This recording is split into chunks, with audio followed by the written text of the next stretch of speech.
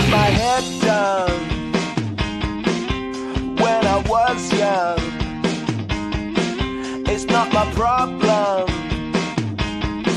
It's not my problem. When I feel heavy metal, and I'm pissed and I'm beat. When I lie and I'm missing all of the time, but I'm never sure why I need you. Please let me shout.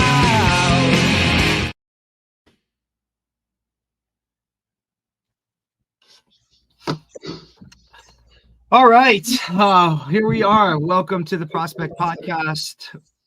Coach DePascal here.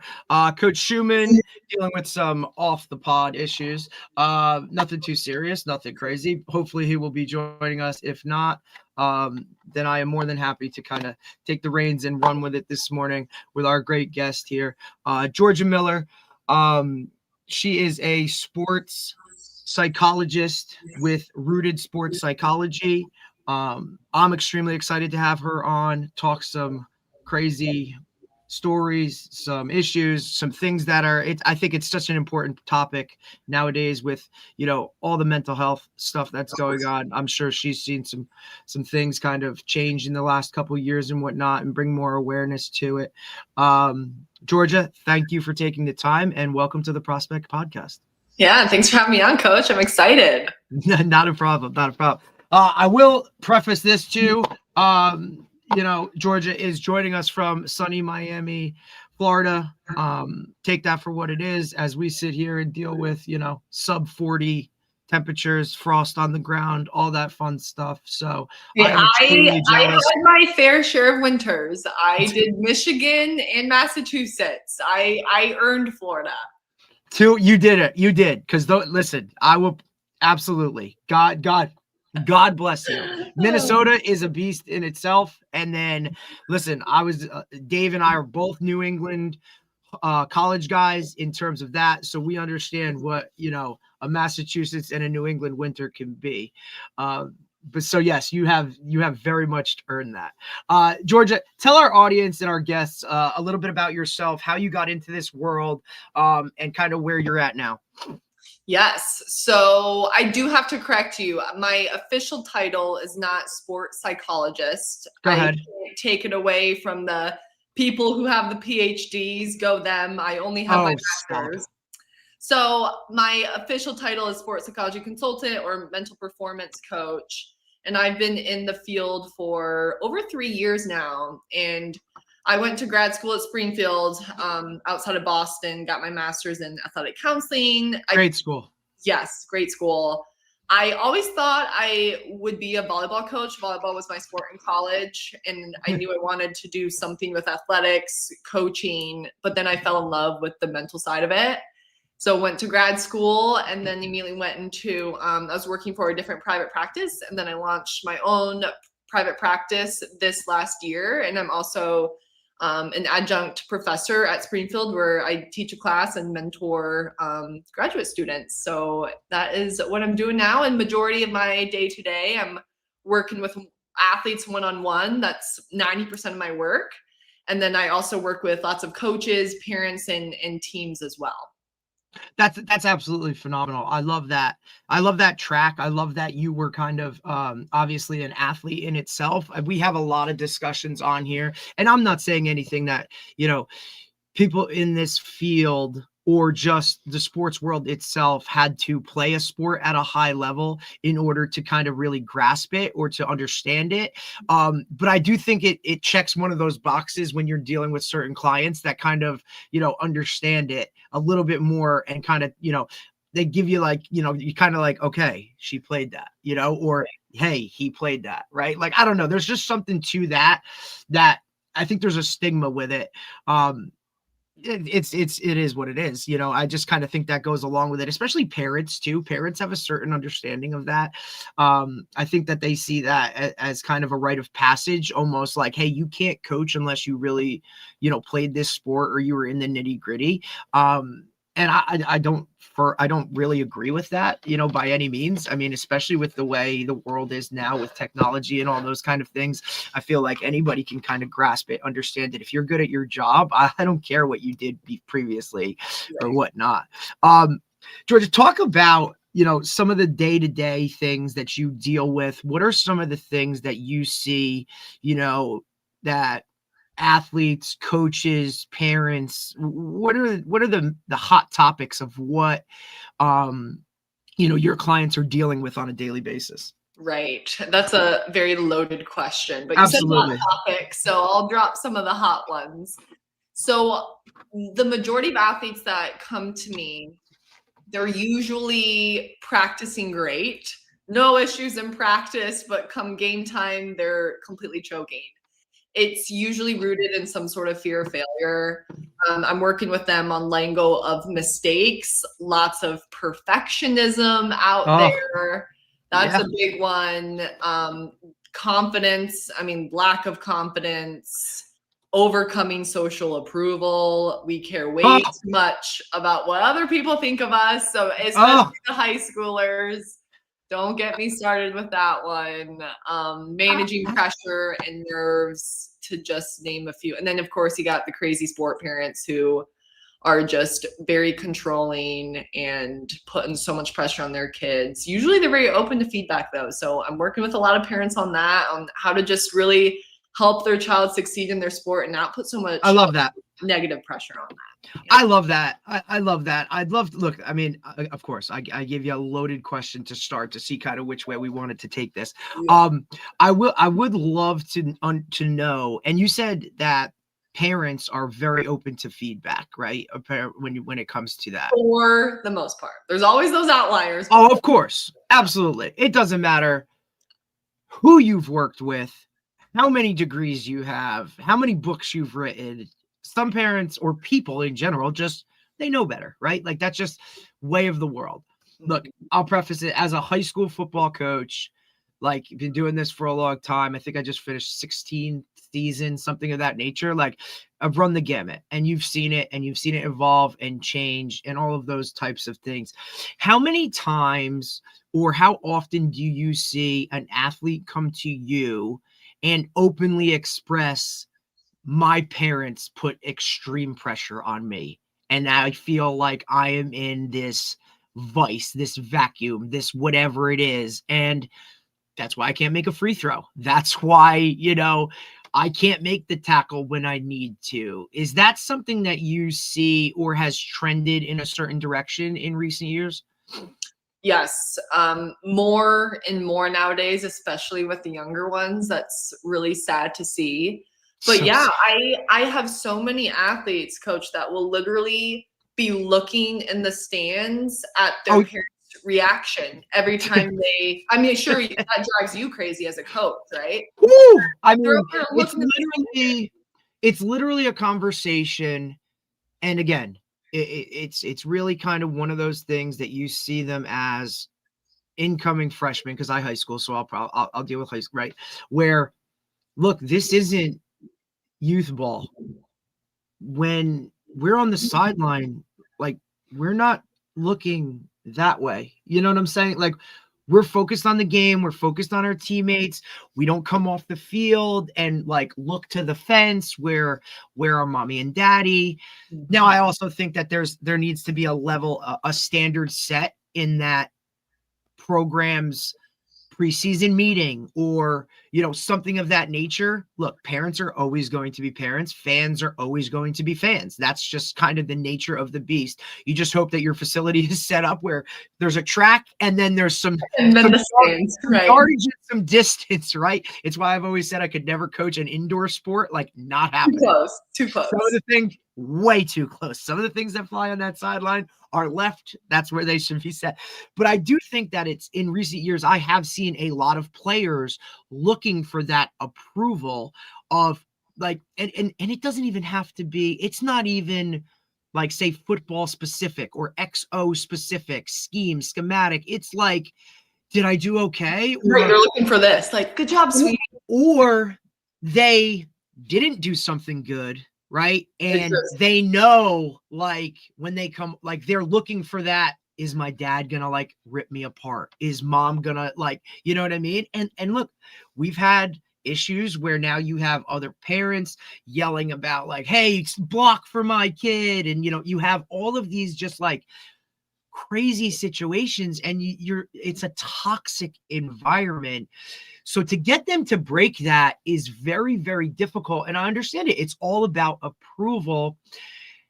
I'll take it this way. How much of that stems back to the social media world that we live in, where everybody wants likes and everybody's, it's all about the shine and the approvals of, and the comparison, right? Like I see a lot of parents even, comparing Jimmy to Johnny, and, oh, Jimmy goes to this trainer 3 times a week. And, like we need to understand and implant more things where not everybody's going to be the best player. Not everybody's going to be the star, but especially when it comes to football, like the ultimate team game, we can have a lot of role players that are pivotal to winning. And we need to be okay with that. That's the real world. Not everybody's going to be the quarterback, and not everything is, takes on that, big persona type of thing. I think it's really difficult for kids to deal with. How do you talk to them when it comes to that aspect of like, hey, you don't always need to get the approval? Because I see it going 2 different ways. Sometimes I'm giving them positive feedback, and I'll turn around and now dad is like crushing them on the fence. And I'm like, dude, like he did exactly what he was supposed to be doing. And if not, like he did it better than like all this stuff. So now you're constantly combating this back and forth. Like I really wish parents understood their role as a support system, a positive support system, a little bit more. But it's very interesting. So how do they deal with, how do you tell them to deal with that? Yeah. Well, if the parents are open to me working with them, then I always usually have a session with them and explain to them the consequences of that. Because the parents, we're not completely dogging on parents here, right? Like parents play a very important role. And if they want their kid to succeed and they see how their actions are negatively affecting them, then, they'll make it quick. Absolutely. Hey, Coach. Correct. Hey, Coach. Hello. I survived. Yeah. There's so far nothing wrong. He couldn't find anything. Okay, so we're good. That's Nice. good. He said maybe you did something. I don't know. I'm like, well, all right. I hope so. Yeah, you'll find out. I fear the root canal. That's what I fear. Oh. But it wasn't that. So that's the good thing. That's the only thing I really fear. I could handle a cavity. You know what I mean? I could handle that. As long as you can eat Thanksgiving on Thursday, that's what I was gonna say. That's when you'll find out. That's when you're gonna find out. That was one of the reasons why I went in, because I'm like, you know what? There would be nothing worse than if there's something wrong and eating all this food, and then there's something really wrong, and all of a sudden I go in next week and forget it's a disaster. So she's like, come in right now. I'm like, all right, I'll come in. It's all right. Well, anyway, we're really glad to have you. I'm sorry. I'm sorry. Go ahead. No, you're good. We were talking about how athletes can get so distracted based on parents' reactions post-game and even during the game. And I was explaining how I talk to athletes, I call it the devil game, when they start playing for other people's opinions, for stats, for praise, for approval.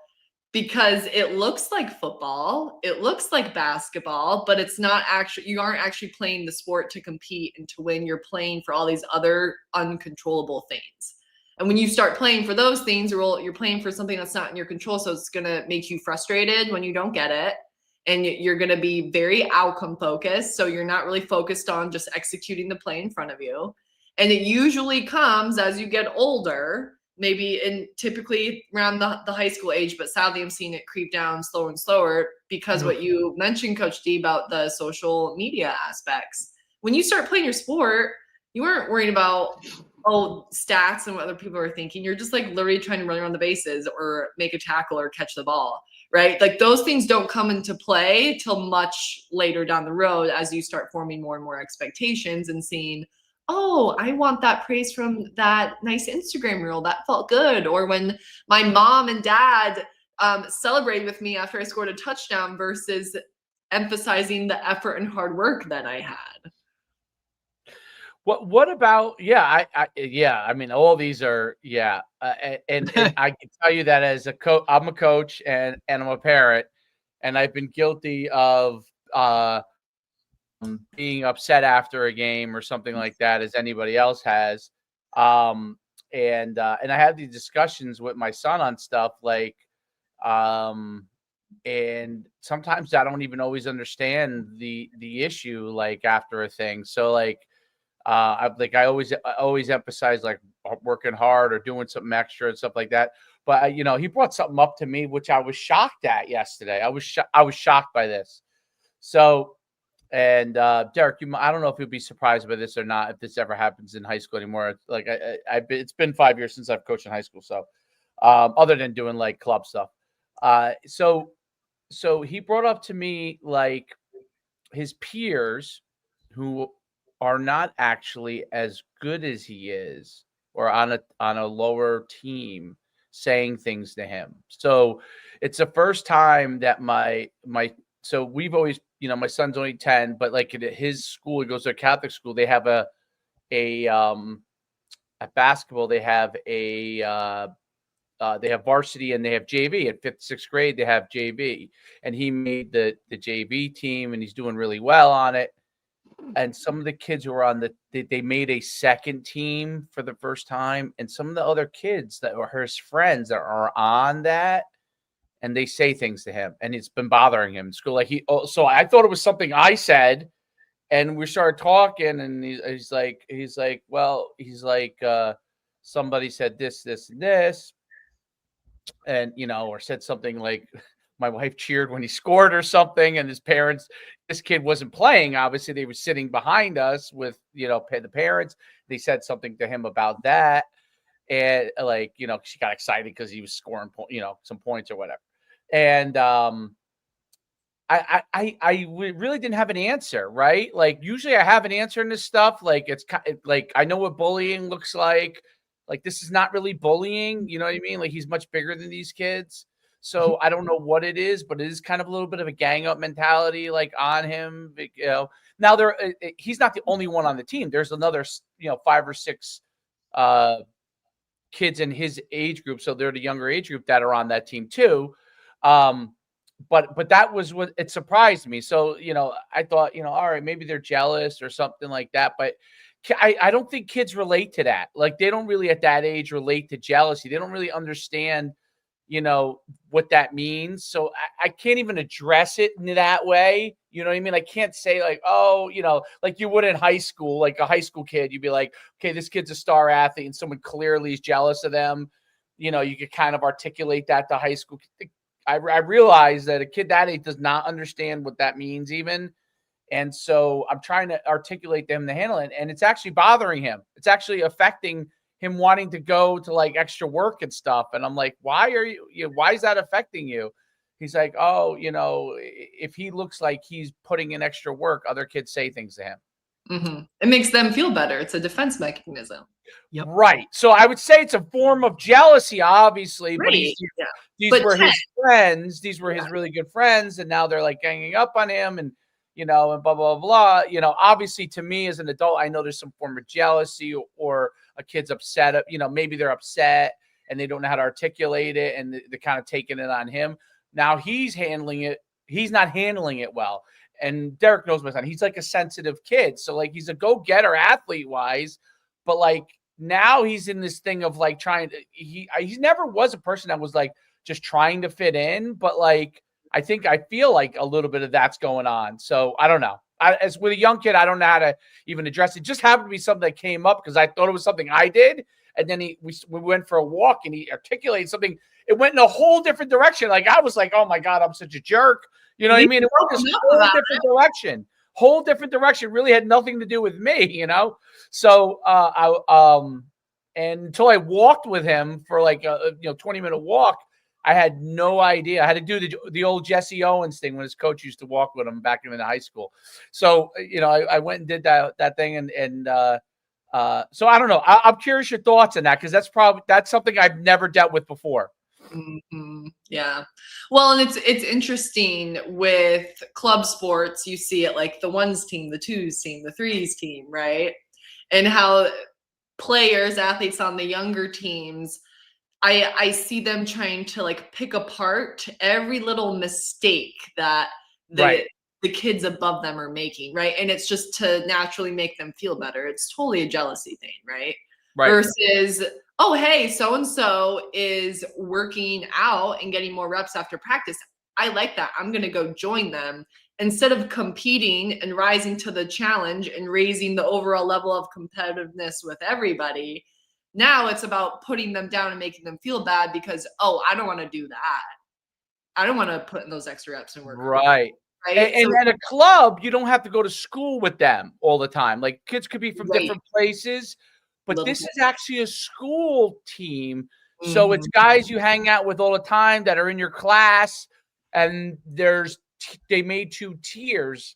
It was interesting because they used to there's so many kids in this class, so they did that, but they used to not. They used to just have one team, but there were so many kids that tried out.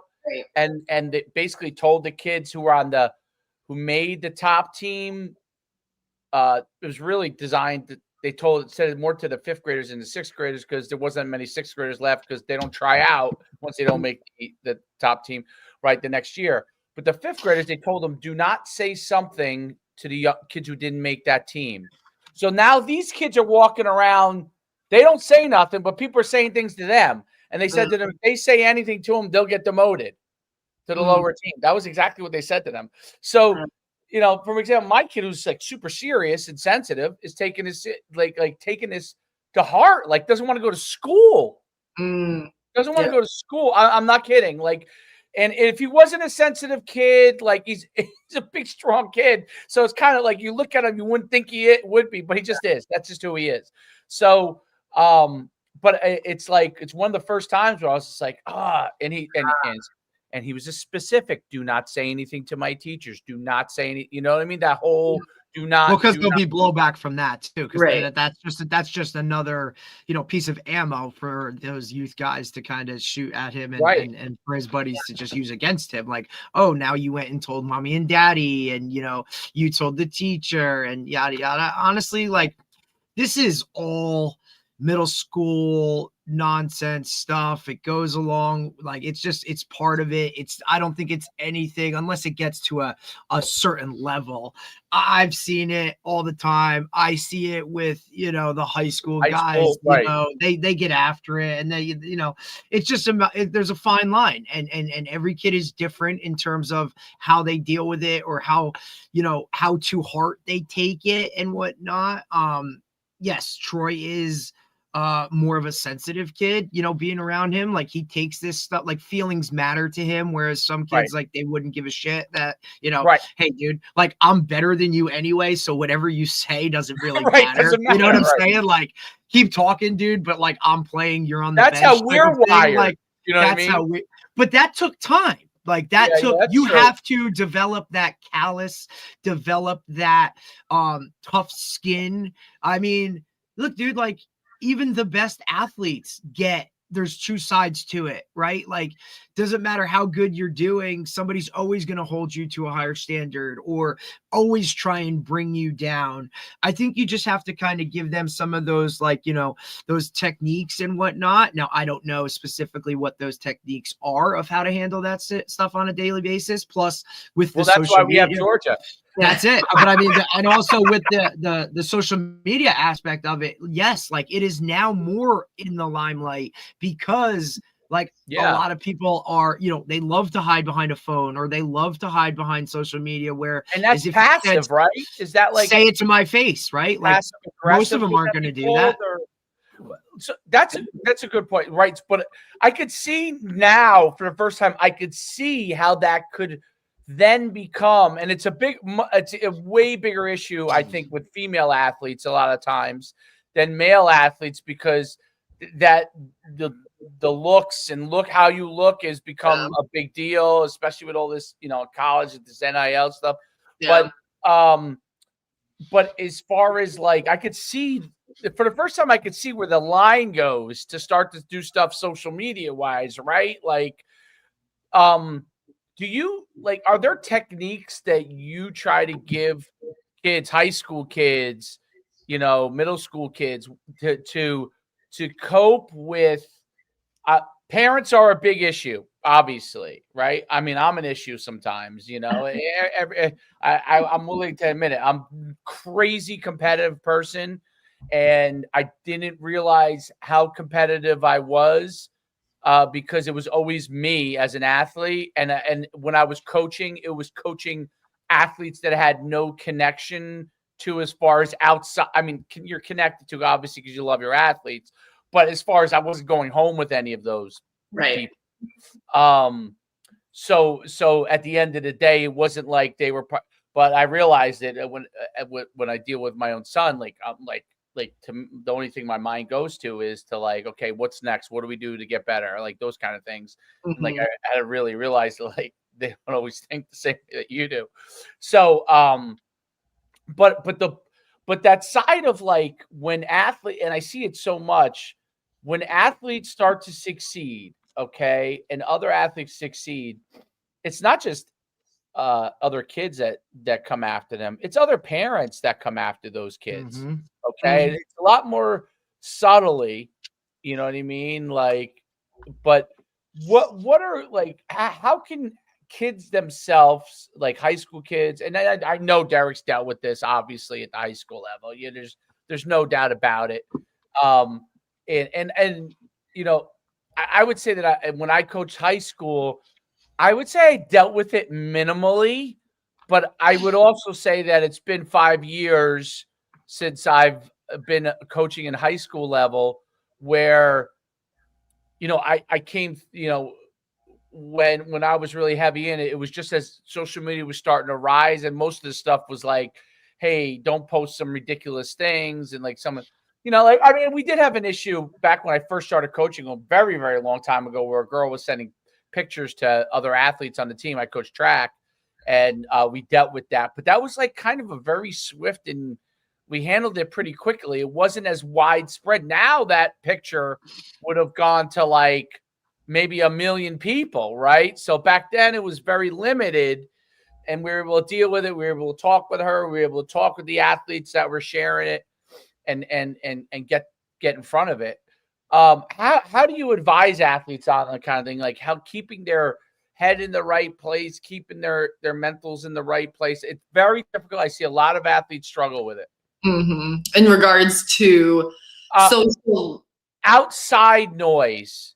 Yeah. Outside noise is is to me one of the biggest problems that kids and social media is a large part of it. But we can start with outside noise in general, because I would say like when I grew up and probably Derek's similar, even though he's younger than I am, I think we're kind of in somewhat similar eras. My eras, we didn't have as much video as Derek's era, but you could barely find any footage from my era. But it was like limited, right? The outside noise. It was really, really limited. It was limited to like the 2 or 3 jealous people in your town, Right. like it really was. Like you knew who they were, you dealt with them, or you just didn't even bother with them. Now it's like these 5 or 6 people and these 50,000 people, you know what I mean, that come to your game in college or whatever. Yeah.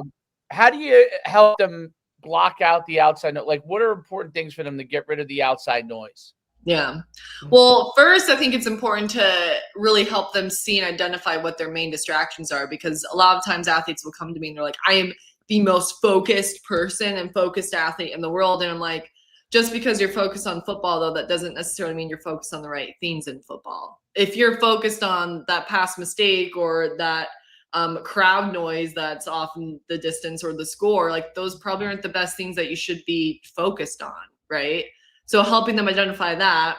And then in regards to social media, for my more like popular professional athletes, I tell them to get off of it in season. Yes. Get off. But don't even look at it. And we know it's so difficult, right? Like that is so difficult. But like, look, UC got like 24-hour rule or hey, game day rule, like no phones, no social media. Like I've read studies where look, if you're on your phone right before a game, it's already taking away from you. Yes. You know what I There are mean? more and more studies coming out about that. 100%. It's something that I'm really going to dive into this offseason because look, it bothers me when I walk in at halftime and the first thing I see are guys on their phones. Like, God, I'm trying to get you adjustments right now. Like, put it away. You know Do what they I'm really, saying? Garrett? Like, 100%. So that 100%. really they pull out their phone. You know that? Okay, so you're right, because 5 years that's changed. That didn't happen really when we were at Red Bay. It just wasn't a thing. Look, it's kind of one of those like, hey, we're in the locker room, right? Hey, take the first 5 minutes for yourself, get your shit right. You know what I mean? Whatever. Now, look, that used to be, hey, let me put on a long sleeve shirt. Let me tie my cleats tighter. Let me go to the bathroom. No, now it's let me text my mom back or see what my girlfriend said. Right. No, it's bad. Like, wait, that post that I put up 5 minutes before I went out, which is another issue in itself, right? Wow. Like, hey, we're going out for warm-ups. It's, dude, like, put the phones away. Like, let's go. And I need you to be looking at this marker board right now because we got to change some things. So it's definitely the distraction overall from it. Look, I just think it's part of their routine. It's their everyday. It's what they do. Every one of the youth now that are coming through, like they don't know life without a cell phone, without an iPad. Every one of them has been given a Chromebook since the time they got into school. You know, I mean, and it's no fault. It is what it is. I'm not bashing it. I'm not, praising it. This is the world we're living. Look, technology, this is part of it. Adaptations, changing things, tweaking things, going with what it is, right? Because for for all the positive that come from it, there's so much negative. You need to really teach your athletes when and when not to, right? Because they can't filter, like they might not know how to filter it. They might not know what they're looking at is actually something negative, that's going to hinder their performance. I think that's where it needs to tie in to show them how, look, by doing this, it leads to you not playing as well as you can, right? Because when you take that away, that's something that they can see, they can calculate, they can actually feel it, right? If we could link it that way, then I think we would be off and running. But so many times than not, I see it. It's just so negative. And then they're worried about, how long are you worried about that? Like you could be worried about that through the entire third quarter. And by that point, like this thing's out of hand and we're definitely losing this game. And then it's going to be even worse when you touch your phone or get to your phone after the game. It's really, really difficult to kind of handle that stuff. Well, and you guys will like this. This goes back to your question, Coach Schumann. The TikTok, the scrolling, the short videos. Yes. The reels, the shorts, all that kind of stuff. It's so bad for their focus because if they don't like it in the first second, boom, boom, boom. So they're training a distracted squirrel brain. And I say it all the time. And there's just like a moment of downtime. The first thing we do is grab our phones and look at it. We are not comfortable just sitting with our thoughts. Athletes now, especially high schoolers. So therefore, when you're in a game and you have a moment of downtime in between plays, your mind starts to they don't know what to do. They just don't even know like what to do with their hands. Like negative thoughts. And they can't focus. They cannot bring themselves back in. So they are literally training themselves to be distracted all the time. 100%. So I'm really working with athletes on refocusing and being a little bit more comfortable, just bringing it back to literally sitting and being bored. And it's okay. That's a good thing to be bored. That's good. Right. Because look, parents, the first thing parents want to do is put the as soon face as he's screen. Like, I hear this from my son, and I'm sure he gets it from other people. And he doesn't have a phone or anything like that, but like for him, it's still like games, right? And he'll go and say, "I'm bored," and I'm always like, "That's okay. There's nothing wrong with being bored. Go outside, read a book, go out." I mean, the one thing he does play and stuff like that, so that's good. And he'll want to go get a friend and go play with a friend, and like that's one of the things I've had to become cognizant of when he says, hey, I want to go, like, can one of my friends come by or whatever, right? Like, to really consciously not dismiss that because you have something to do, or my wife has something to The do. best thing, right, ever. Like, go have play dates, go bike around with the neighborhood kids, go Interact. yes, climb a tree and break an arm. Like, we don't see broken arms anymore, do we? That's so funny you say that, Georgia. I heard this the other day. So there's something somewhere. It was like, hey, when's the last time you saw a kid with a cast on their arm? Right? Like, he's like, when we went to school, man, it was like an infirmary in that place, man. Like, this guy had one on their leg, this guy's here, everybody had a cat. Now you don't see it. Why? Because kids just don't do that. Look, we make the reference all the time. Like, kids just don't go out and play basketball or, go to the local park and just like run around and do shit. Like, we don't allow them to do that because there's this fear of they might get hurt or this or that. Like, we've just coddled them so much for them to not understand that. And it brings a full circle, right? Like, they get it. You're going for a car ride. What's the first thing a parent does is, here's your iPad, here's your whatever, watch a movie, go stream this or stream. Why? Because parents didn't want to deal with the, are we there yet? What's going on? Like, that's part of this whole thing is that they need those coping skills to handle it. And I don't think they have them. They struggle with it. And now it just allows them, like you said, like every one of them is like a squirrel constantly, like, all over the place. No way to put the genie back in the bottle. Absolutely not. No way to put the genie back in the bottle, because even if you insulate them to an extent from it, right? You can only do it for so long too, because everybody around them. It's around them. Like, my kid doesn't have a phone. The longer you can insulate them from it, the better it is. No doubt. Absolutely. But then, Dave, it goes back to your original point. Like, now, look, he doesn't have a phone, right? Oh, well, hey, this guy doesn't have a phone, right? Now, everybody that does have a phone, they're in one group. Your kid without the phone is in another group. It's just more ammo for them to be like, well, he doesn't even have a phone. Ha ha. You know what I mean? It's also, what your point is, there's a herd mentality. Okay. There's a huge herd mentality.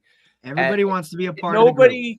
Like, I don't know. Like, you probably are, I don't know if you're similar to I, but I used to have pride in the fact that I was different than other people. Like, to me, rare though. That's very rare. Yeah, I guess that probably is rare. And maybe even then, it maybe people definitely. I used to I don't know, like, people used to bust my chops about it, and I used to be like, yo, that's just like how I am, like different. That's not, and especially middle school, high school, where being part of the group, sitting at the cool table, like, is literally life. Like, that is all that matters. It's one of 100% herd mentality versus less. I feel like, so, like, Roblox is my example, right? And when you get to high school, it changes, but I would say up till about high school, and maybe, I don't know, maybe some of the immature kids playing in high school, I don't know. But the 75 million daily users in Roblox, including obviously adults. All right. It's the highest. I just watched this whole thing on it. It's the highest amount of predators, meaning like child predators, not just like young kids. I mean, like adults to like high school, right? Like sexual predator, all those kind of things, right? All the way along the lines. In the world, it's a multi-billion-dollar publicly traded company. Okay, that game. It's a publicly traded company, and until you dive into it, you're like, oh my goodness, think about that. That's like a mid-sized country. You know what I mean? 75 million daily users that are on there. You obviously very difficult to probably guess because of all the different activities that are going on. But there's, I'll see it like, I'll see when they're playing like the football. It's called an obby or whatever. When they're in a room, there's always mega rooms. Okay, and there's a football one. And so, like, I'm on a team with Derek because Derek's my friend, and we joined a team, and there's other people that we don't know that are also on our team. And on the other team, there are a bunch of people, 11 guys and whoever, it could be guys, girls, whatever, operating each individual player, right? You don't know who any of those people are other than you and your friends that chose to go in that team, right? Now, you can't, as a parent, like if I'm not there when that's going on, how do I know someone doesn't say something to a kid, right? And that's that's the whole thing of like, and that's different than the athlete part of it, but it's the whole herd mentality. Like everybody goes to these one or two areas for things, and they're all on it, and they're all doing it. And how do you get kids comfortable with their own individuality? You know what I mean? Like, and it's the same thing with like, my kid goes to Catholic school, but on the public school side, where politically there's like a movement to do this or to do that to be overly inclusive, and then you got all of a sudden people who normally would like, I think like, hey, teenagers, they question themselves when they become teenagers. That's natural, Right. and all of a sudden we're saying, hey, you should go get a trans. You should think about changing your sex or changing your sexuality. It's like, hey, kids, when they're in middle school, they have to figure these things out. Yes, there are kids that are obviously could be one kind of thing or the other, but there's a lot of kids that are figuring it all out as they're coming through, and then we're pushing them in this herd mentality to choose a side on something, to choose whether they're heterosexual, whether they're homosexual, like whether they feel comfortable with their bodies. Like I listen to see these things like online where these, like, why, let them be kids. And so how do we get to embrace comfortable with a person? I'm not talking about like sports, like just who I am, what do I enjoy, what kind of friends do I want to be around? How do we help them to like figure those kind of things out in a good way? Because I think that part is going away a lot. It's crazy to me. Yeah. Well, I think a lot of it goes back to the confidence piece, right? And making sure we're highlighting their unique strengths, their unique abilities. Derek and I were talking about before you got on how it's so important that like your role. I'm kind of connected back to sports here and team roles, right? Like you don't need to be the star player all the time. Maybe you're just the player that provides the comedic relief on the bench. And that is amazing. Every single team needs somebody like that. Right. Someone to break that ice, right? Or balance that thing out when things are really tight. And I'm not in a disrespectful manner in front of the coach or whatever, but when like coach walks away, like we could all name that teammate that you were like, dude, like Jen, like that was hilarious. Like, or just breaks that. That's your role. That's like, own it. Do it to the best of your abilities, right? 100%. And that's why God put you on this earth. Like you are that person. You might be able to abilities. Exactly. And it's I think that's so pivotal too. That's so important for parents, for coaches to highlight those guys that aren't by definition or what everybody puts as like, this is the key part of our team. Like, do you understand that comedic relief and that tension breaker for the 7 other dudes that are wound so tight? Look, it might not get them to like laugh or whatever, but in their brain, it's going to add a little something to this, which is going to ultimately help all of us. Yeah. Highlighting those gifts are going to impact thousands of more people than your ability to hit a baseball when you graduate one day. And that's the part I think that's key. We're so right now, that sport, that team, that's life. That is all that they understand. That is the most important thing about it. But listen, this ends after high school. Like for majority of kids, sports aren't going to be that team, that whatever. you'll have those memories, but we're talking about life here. And if I can teach you some of these skills and tell you like what you're learning here is going to roll through and help you for the next 80 years of your life. That's the piece that's when you get those guys that, they graduate 3 years down the road, they're graduating college or they're doing whatever, they're getting married, they get their first job and they shoot you an email, right? Or text you and they say, Coach, like, man, I'm so glad I had that interception against whatever, but when you talked about this has helped me so much. You know what I mean? Like those are the things I think we need to focus on more and then can help the kids, moving forward. But it's really hard because all they think about is that sport, how good they are. They're the starter. They're not the star. They're this, they're that. Like, that's great, buddy. Like, you see it transition from middle school to high school, the kid that hit puberty early and now all of a sudden has stayed the same and everybody else around them has gotten a little bit better. How do you deal with that? And parents deal with that in a different way too. That's really tough. That's a very tough one, I bet you, for those kids. Like I think we've talked about that a couple of times, but really never like those kids who they just hit it earlier. Yeah, they were youth stars, and then they're kind of like resigned to a role, and their parents they don't understand it either. They don't know. Middle school, they were being told, "Hey, you're going to Alabama," and now all although of a they sudden, probably should have just looked in the mirror and figured out what they were athletically. Probably mom's 5'2", dad's 5'8". Like this ain't exactly what we're athletic. You know what? You did a great job making them more athletic than you were, so you deserve credit for that.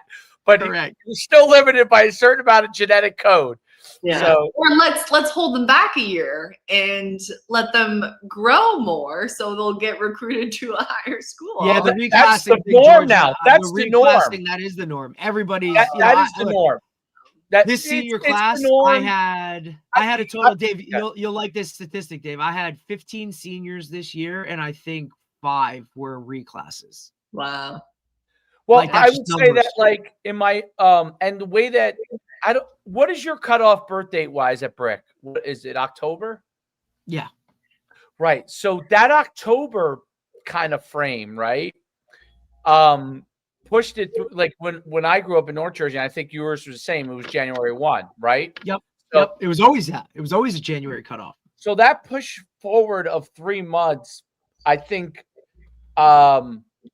confuses a lot of parents, and a lot of parents also, at least where we live, move them back even more. I can't tell you how many kids I'm like, wait a minute, like, so if you're towards like the middle of the year, you're actually like being at the end of the year and under the old thing, and that forces, like, so people are already quote unquote reclassed to begin with because they're in October, they're actually like 4 months older. That development that's needed to look, we're talking about this, right? Like to deal with these issues, that maturity, that, under that level of self-awareness or understanding, right? I'm sure that's something, Georgia, that you deal with, working with your athletes and parents and that. It's like, well, they're just might not have that development yet to deal with this and that understanding. So let's give them some skills to do this, or have them sit down with me a week. Look, you're doing God's work, Georgia. You're helping, because look, a coach can only do so much and ultimately can only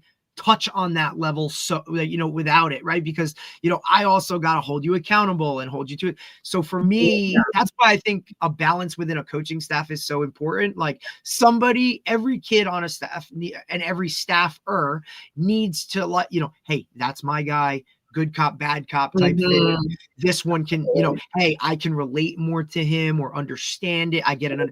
Hey, he's got a divorced parents. Like, hey, I'm from a divorced family. Like just that level of understanding and that's why I love football, because there's so many assistants, right? Like we can divide and conquer, because every one of those kids needs that. But I think the extra piece that you add, Georgia, by doing what you do, I think we're only going to see that rise more. Look, your big time programs already have it. Like there's 3 of you on staff. Explain more of, so like what does a sports psychologist role?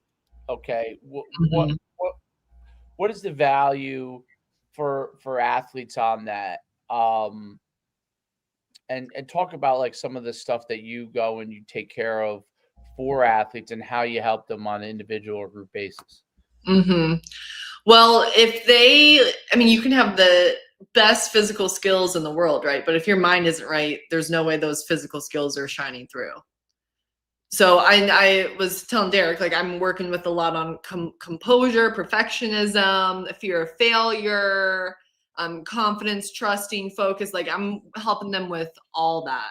So if an athlete comes to me, and typically how I work with athletes, I have to see them at least 4 times. I make them see me at least 4 times because we can only do so much in one session, right? Like, you have a mental block and you're coming to me, it's not going to be fixed in 60 minutes. You've been forming these habits for your entire life, right? Exactly. Yeah, right. So I think the biggest piece, though, you all, is like what we're getting at here is forming a relationship with them, getting to know them, building the rapport.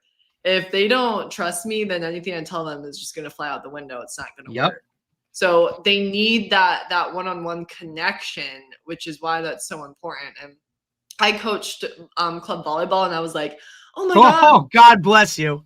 I don't do it anymore, but this was like 3 or 4 years ago. And it's like, oh my gosh, my team's gonna be so good. Like, I have all this volleyball knowledge, all this mental knowledge. No, I couldn't focus on any of the mental side because I was so locked in on just like strategy, technique. You need more people to help hit all the pieces. It can't just be one person, because your job is to make decisions that's best for the team. Unfortunately, maybe you have to cut somebody, right? My job is to help the individual.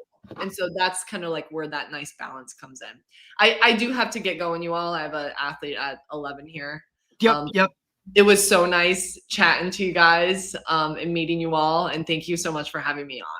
No, thank you. Appreciate you so much, Georgia. All right. Bye-bye. We'll follow up with you guys. All right. Bye. Bye. Oh, shoot. Oh. All right. Sorry. Dude, she's awesome. That was great.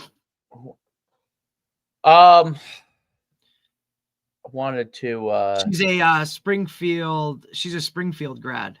I'd like to dive in more with certain yeah. We can get her back again. Yeah, I want to dive in with strategies because I think that a lot of athletes really struggle with, okay, how much is too much? Doing everything so you say, hey, you got to do the extra work, right, to be a better player, right?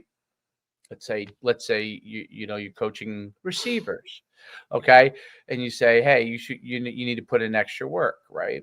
And they have a hard time struggling with what is extra work and what is rest. Like, what does it look like? Yeah, right. Like, now, what's great about Tony Holler's program from an athletic standpoint is it gives you a parameter, right?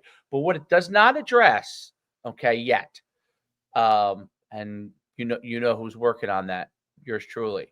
What it does not address is football players in the off season are going to get extra work from somebody. That's just a norm today, okay? Whether they do it once a week, twice a week, how much they do it, right? But that has to be factored into overall development, right? And it's not. Yep. You know this firsthand. You guys have a lifting program. Guy goes and does something over here with the trainer, does this receiver work over here. All of a sudden comes in on Friday and is like beat up. And this is the off season, right? I'm not talking about in season, right? Yeah, no, this is off season. In season is less of an issue because really they're not going to go to the trainer very much in season. Well, because they understand the structure a little bit more of like, that's too much. You know what I mean? Like the off season, we're, kind of aiming for this. There's just an overall, I want to say, like, goal at the end that they're aiming for in season. You know what I mean? Like, they understand that.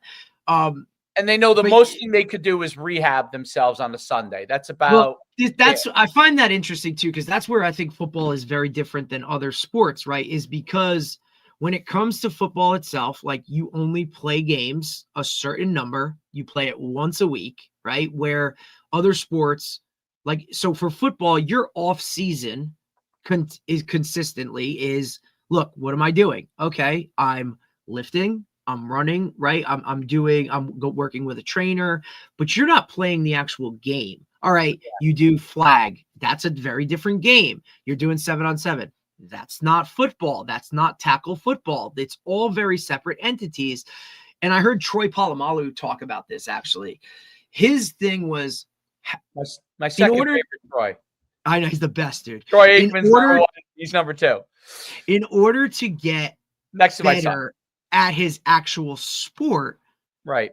he was, I need to play it. I need to be in it. I need to be doing it. So how he would kind of like make up that ground or feel like he was getting better in like, and this wasn't, it would be in season. He would go and play scout team because he wanted more reps. He wanted to be able to see things. So his whole thing was and look, we can talk about mimicking a game-like situation as much as we want, preseason, off-season. It's never going to happen. You're never going to get to it. It's not like basketball where I can go and play game after game after game in the off-season and be in that world so that when the regular season comes, like, hey, I've seen this before. Football's not like that. It's very hard. It's why I think like you can see it, but reaction is very different. I can sit here and study huddle film my entire offseason and understand that, look, when this guy does this, it's going to be, but it's not, you're not in it. So you still need an element of, I get almost, how do you train, right, to keep yourself cool, calm, and collective in a game situation when you're only getting 10, 12 of those in a year? And that's they tried really to hard. use the virtual reality stuff to do it, but I think even Still that's not. It's still. limited. I think that's getting closer now. Shit, It's if I not could there yet. think It's about not that there. though, if I could, Texas Tech has it, right? If I could go to Texas Tech, right, and in the off season after I get my lift in, I can now go and I can sit here and I can throw a live 7-on-7 against whatever. That's going to put me closer to a game situation, right? Like I can feel what has that.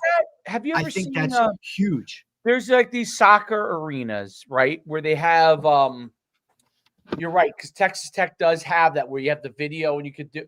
So they got the full width field of the giant there's screens. these soccer and arenas this, that are indoors. That dude, sim is going to be a big thing, dude.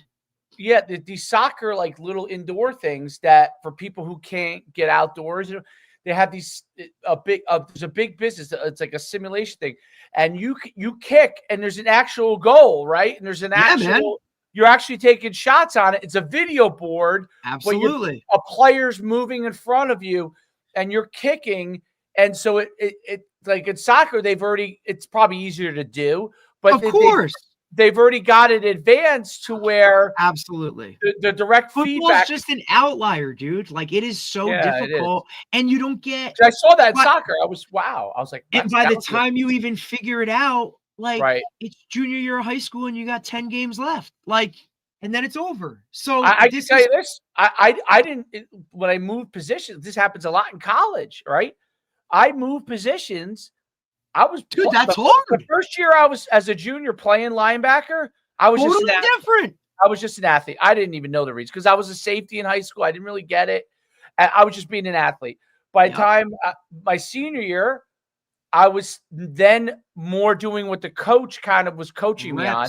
It wasn't until the second half of the season, my senior year, that I was like, oh, it like just clicked. And then and then you're 5 games left, and your season's over, and you're like, oh shit, that's it. Like I wish I knew that sooner. It's why look, I played another position earlier, But that's one of the things. That's why it's like constantly like, look, man, like pick a position, right? Like, and then dial in on it. Like I was just getting good, and I'm like, oh, it's over, right? And I try to like explain to these guys, like, man, like, look, there's a process to this, right? Like, as a freshman, when you come in, you play both sides of the ball, like irregardless of what, like, you know what I mean? Like we play both sides, we figure it out. Then as a sophomore, look, you're coming in, and this is when we can start to see, all right, maybe he's more of a DB, maybe he's more of a receiver, maybe he's both, like, exactly, right? If you're a freak, that's a really hard thing to get across to these guys because they never want to leave the field. They don't understand, why am I not playing both ways? Why am I? Well, buddy, I can maximize more of the retention and get you to see more just because, hey, if now you're only a DB, right? Now, when the offense is on the field, right? Like you go scout defense and you're getting just double the reps daily. And that gets you or more correlated positions too. Like correct. If you're on offense, what's the correlated position to there? It's this or this, right? Correct. Like playing a correlated position is very, very helpful. Right. And the whole thing too of like literally breaking it down to even more so like, hey man, being a corner isn't being a safety, or being an inside receiver isn't the same as Right. being an outside receiver. Like Right. as the level of ball increases, the splitting of hairs when it comes to that changes, right? Because There's so what's much to learn. a safety in youth ball? Hey man, stay over the top. Don't let anybody get deeper than you. That's pretty much what I'm worried about. Like just do that. You know what I mean? But now the intricacies. Don't let anyone score if they break through. 100%. Like chase a guy down, go tackle and go. Like, you know what I mean? Like the intricacies of it just change. But I think that's something that's so different. It's one of the other things that makes just football great, dude, is you don't get that many opportunities to play live games, right? So look, if you get to play special teams on varsity and then JV on Monday, buddy, you're already like, you should be loving life because you're playing in 2 games a week. You know what I mean? Like that doesn't happen for everybody. Most football players, so if you play in high school, I would say most football players finish high school if they just end up, that was it. That's it. They most of them, unless they got a full 2 years of starting, probably feel like, oh, they're just learning what they need to learn, right? By the time they finish. And if in college, you get the feeling like that, unless you're like a 2 or 3 year starter, right? Because then if you're a 3-year starter, like by the 3rd year, you're starting to maximize, you're starting to master your craft. But it takes time to master your craft. But that's why I say to guys, look, most man, of these guys are just athletes for the most part. And that's what I say and that's where I think coaches need to understand that more of like, hey man, like you can win games with a lot of athletes just figuring stuff out. So to spend all that time trying to like, hey man, this is your read here, or this is your that, this over like, on that, dude, yeah. We overcoach it so much that now it takes away from the athlete. Let them go out there and do what they do, bro. Like, let them go. Because now when you get them thinking, they're slowing up. It just isn't the same, brother. Like, you know what I mean? Like, that's the part. And I say to guys, well, I literally break it down for them too, Dave. And this is like something that's really been eye-opening for them. I said, look, fellas, like, here's the deal. Okay. Start from sophomore year. Even if you start both ways, right? Just do the math, dude. How many plays a game, both sides of the ball, how many games a year? Like by the time you finish, like majority of your career is already over, dude. You know what I'm saying? Like it's just not. So when you put the math and literally lay it out, and I said, look, and that's if you start both ways as a sophomore. Most of you will never, first off, never start both ways. Right. 2, so you should be begging to get on every special team for me because it gives you more plays. Right. Junior, like you may have 1 year of actual this much. Like, so if you want to break it down to total number of plays in your entire career, right? Like it's why you want to be good because you get more games. You know what I'm saying? Like, but if you're an average team where 10 games a year, guys, that's only 30 games. And that's before we even get into breaking down how many actual plays within that game you're getting. So, that's why basketball players and soccer players and baseball players can really get a certain level of expertise by the time they're done with their high school career because 100%. They have so many games. Doesn't mean the baseball, you play 2 games in a day, for Christ's sakes. You know what I'm saying? Right. Like, and they probably still don't because hitting a ball is very difficult. Dude, my father always said the hardest thing is baseball, hitting a round ball with a round bat. Hardest thing to do. Hands down, dude. Like, although I would say I wonder the two toughest things probably in sports are hitting a baseball or hitting a ball that doesn't move, which is hitting it correctly, which is golf. Meaning so many. But that's why so many people love golf because you're never going to be perfect. Like you just can't. It's like almost impossible. Ball doesn't even move. Like it's you like, that screws up. It's right. So in baseball, for competitors like us, pitch you, but the ball never moves in golf. So when it's a bad hit, it's you. This club, this swing, this, that, you know what I mean? Oh, the course today was wetter than it was somewhere else. Or you know what I'm saying? The grass is higher over here. Dude, it's why the ultimate competitors, Michael Jordan, worship golf. Right, because they can't get good at it.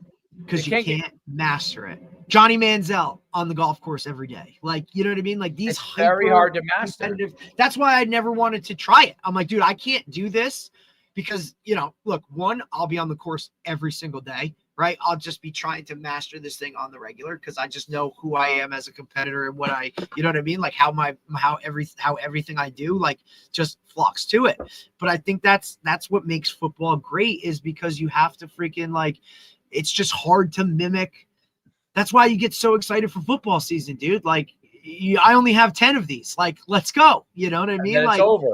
Then you're done. It's not like, oh, basketball. Okay, well, then we have summer league. We got AAU, and we got the, you know what I mean? Like, and then even when you finish, like, hey, man, I'm gonna go to LA Fitness, and we're gonna run some games or whatever. Or hey, baseball, like, hey, I'm gonna play in a men's softball league or whatever that shit. Like, that's just, you know, like. No soccer, like you have men's soccer leagues. No, look, unless you're 37U. Yeah, those guys. I have to say, those guys are crazy. They're crazy. I told you, I did 1 year of semi-pro, dude. It was California penal, bro. I don't know how these guys are doing it for like 10 years. I don't know how to do it, dude. I look at like our boy Sheed, right? Like Rashid did it forever. He's a New York City semi-pro legend. I mean, I'm just telling you, dude, it's the craziest thing I've ever seen. And like up until like 5 years ago, he was still doing this shit. And I'm like, dude, you're out of your mind. Like you're out of your mind. You're crazy. But is he anywhere right now, by the way? Yeah, he spent this year at William Patterson as the DB coach, and he had 2 first-team all NJAC safeties. Their defense, like, oh, dude, unbelievable. Defense like, was not good though. I saw defense, dude, but like you're like I just what it takes to turn things around like that, especially at a perennial like losing type of program. Dude, he's got it. You know what I mean? Like at least his position group. You know what I'm saying? Because you just know what he is. He builds. He's this. Right. He's got some. Kids that are like interested in coming there now. Like, oh, why would I go there? And it's like, hey, okay, like putting guys on the. Oh, that's the hardest place I think in the. Oh no, well, Keene is as hard as that. I think Keene's better. Well, Keene is well. This is what the issue with Keene is. After speaking with Coach Garrett, is the school itself is now upping their academic standards. So now certain players that used to be able to be in and get in, that's not a thing anymore. So the recruiting aspect is going to be really tough. Whereas I think that's where Willie P has the advantage is they can pretty much get anybody in that they want. Rowan just wanted, they just missed the playoffs, right? At Division III. They just played an ECAC game and won. Like that is a freight train that is coming. And I mean, he's tapping into everything. He's got a really good thing going down there. I think Ford was, a freshman player of the year, right, for his contribution. So, really? Oh yeah, dude, he killed it. And the caliber of playing, I don't know what he's gonna do. But I think that's something else too. Like he runs such a good program. I don't think these guys are going to want to leave because he's treating it like a higher level than a Division III. Like he's putting together, like trying to figure out how can we do some NIL stuff or whatever it is. Like, you know what I mean? Like he's really kind of up in that ante. So I don't think guys are going to want to leave, dude. Like he treats them a certain way. I think it's going to be really good. If you've noticed recently, Monmouth is doing their whole like run of, okay, every really good player in the Shore, that's a 2026, we'll just throw them a PWO. You know what I'm saying? Oh, that's already coming down the pipe. Oh, this is the whole thing because they were the last, one of the last 4 teams not to make the playoffs. So Monmouth didn't even make the playoffs. And because obviously the FCS playoffs are different. But now, now they're all, off and doing their whole thing, which is always kind of funny how they do that. But interesting, man. I mean, it's interesting. Our state is different though. A lot of Division IIIs, 1 sprint football team, and Rutgers who has to beat Penn State in order to be bowl eligible. So that should be interesting. 5 and 7 they can't get in, I guess. Guess not. No, I mean, listen, how much of a 1 year? I thought they did 1 year. Yeah, but I mean, look, if you're that bowl committee, how much of a draw is Rutgers? Like, yeah. You know what I'm saying? Like, that's really tough. And now, look, you got to go play Penn State and all that kind of jive. I mean, I don't know. The thing I'm looking at now is how long does it take James Franklin to get Virginia Tech back to where Virginia Tech? You know what I mean? Like, how long? Does it take Not a long year? at all. Is it 2 years? 2 years I think max. with the transfer portal and all that kind of stuff now, dude, I think you can turn around programs in a year. I don't think you have to wait that long anymore. Yeah, I think it could be 1 year, but definitely 2. You might need 2 on the safe side, definitely. That And whole, depending on what assistance he brings along. yeah. Because I don't care what anybody says. Like assistants, like assistant coaches are your lifeline. Like that's what makes or breaks you as a team. Can guys recruit? Can guys do this? Can we bring guys in? Like, are they hot names? Like all that kind of stuff. I mean, I think Virginia Tech's a little different, man. That's not like a higher academic. Like that's going to be tough to get. You know what I mean? Like, I don't know. Is Virginia Tech a better school than Penn State? You tell me. I don't know. Academically, Virginia Tech's pretty good. It used to. I mean, it's an engineering school. It's not like the cream of the crop engineering school, but it is a place that got a lot better because of the engineering component and like how important engineers became over the years. I would say 20 years ago, I would say probably wasn't a phenomenal school, Right. But now I think it's a very good school. I bet you it's probably rated pretty high. Oh, I bet you. Yeah, I mean, and Virginia schools in general are rated very high. Like, yeah, look at like William and Mary, like Virginia. right, like oh my God. So Yeah, Virginia is a high academic school. I never James understood. Madison's a great school. James Madison. Is Old Dominion in Virginia? Old Dominion's a very good school. Yeah, they're all. And look, good. that guy, the head coach at Old Dominion, Ricky Rain, who was Franklin's like guy. Like they've been talking to him. Like, are you going to leave and go be his coordinator, or are you going to stay being the head coach at FD? How's he doing? Oh, I thought they were like 500. Okay, I don't even. Yeah, it's funny. A lot of these Old Dominion, these were all like CAA or Yankee Conference teams. I know. I mean, look, I look at Sacred Heart. They're moving from the Yankee Conference to the CAA. They just played Villanova, who's leaving to go to Patriot League, and they lost by 2 tutties, if not 3. Oh, yeah, right, because Villanova was CAA Yankee Conference. Now they're going Patriot. Yeah, the Patriot because I mean, Old Dominion's they're second in the Sun Belt. But CAA, the CAA lost most of its high academic schools. So JMU's gone. Look, like Old Dominion beat Virginia Tech this year. They lost. They only lost to Indiana first game of the year, 27-14. So they won the rest of their games? They lost to Marshall and they lost to James Madison. No, Marshall. Did you see it was interesting? Southern Miss, the guy who was at Marshall and he left and he brought all those guys went in the transfer portal. He took a team that won like 1 game last year and now they're I think they were bowl eligible, if I'm not mistaken. But it's amazing. Dude, look at Tulane. He took his Marshall kids with him. What did the Indiana guy do? Took his Old Dominion, took his James Madison, or took whoever. Where did he come from? James Madison, yeah, right? Took the guys with him. Like you can do that now. That's the other guy that's hot, Bob Chesney. Oh, dude, he's gonna get the UCLA job. Oh, is that what he's gonna get? That's the guy from JMU. Now I don't look. I'm not a big fan of East Coast, West Coast. Like you know what I'm saying? Like Chip Kelly, I think is the only one that's done it. He's an East Coast guy. Oh, he is. Okay. How about Chip Kelly getting fired? I saw that.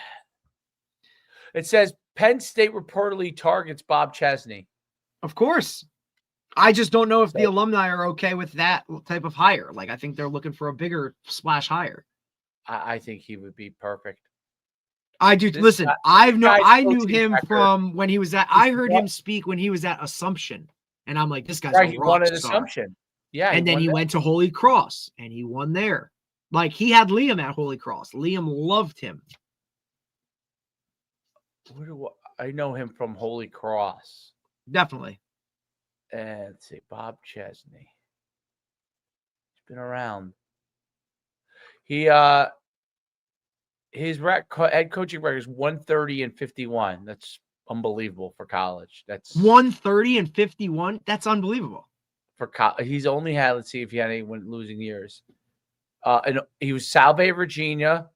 Oh, He won. He was 23-9 at Salve, Regina. and that's unbelievable because we know how hard it is to get kids in there, one, and then to just play up there. You know what I mean? Like that's a really, really listen. I look at like 44 and 16. 44 and 16. Yeah, that's unbelievable. And that's high. That's the highest of the high level Division 2. At Holy Cross, 44 and 21. His only losing season was his first year. And then JMU, he's 19 and 5. Yeah, he's a rock star, dude. And he's young. He's young, charismatic. You know what I'm saying? Like he's a player's guy, right? Which I think you have to be now. Not as young. Believe it or not, he's not as young as you think. Well, what is he? If look to me, if you're 50, you're 48. Young. Yeah, dude. If you're to me, if you're under 50, you're young. Yeah, he's 48. So now look, I think that will change a little bit. Like I think now because now guys are literally getting into coaching way sooner and later. You're getting. I think they're getting better. They're getting higher level titles younger. I think but I think whoever is good is who they're going to hire because it's money now. Completely, like the guy from Indiana has shown everybody that if you're spending money, you want the best guy, whether he's old, young, or in between, because doesn't matter. You don't have time. You don't have a lot of time. You have no time. So if this guy is good, like the Indiana guy, right away he turns it around, a year or two, whatever, right? Turns it around. So you could actually have, quote unquote, an older guy in his 60s. And if he's great, he's great.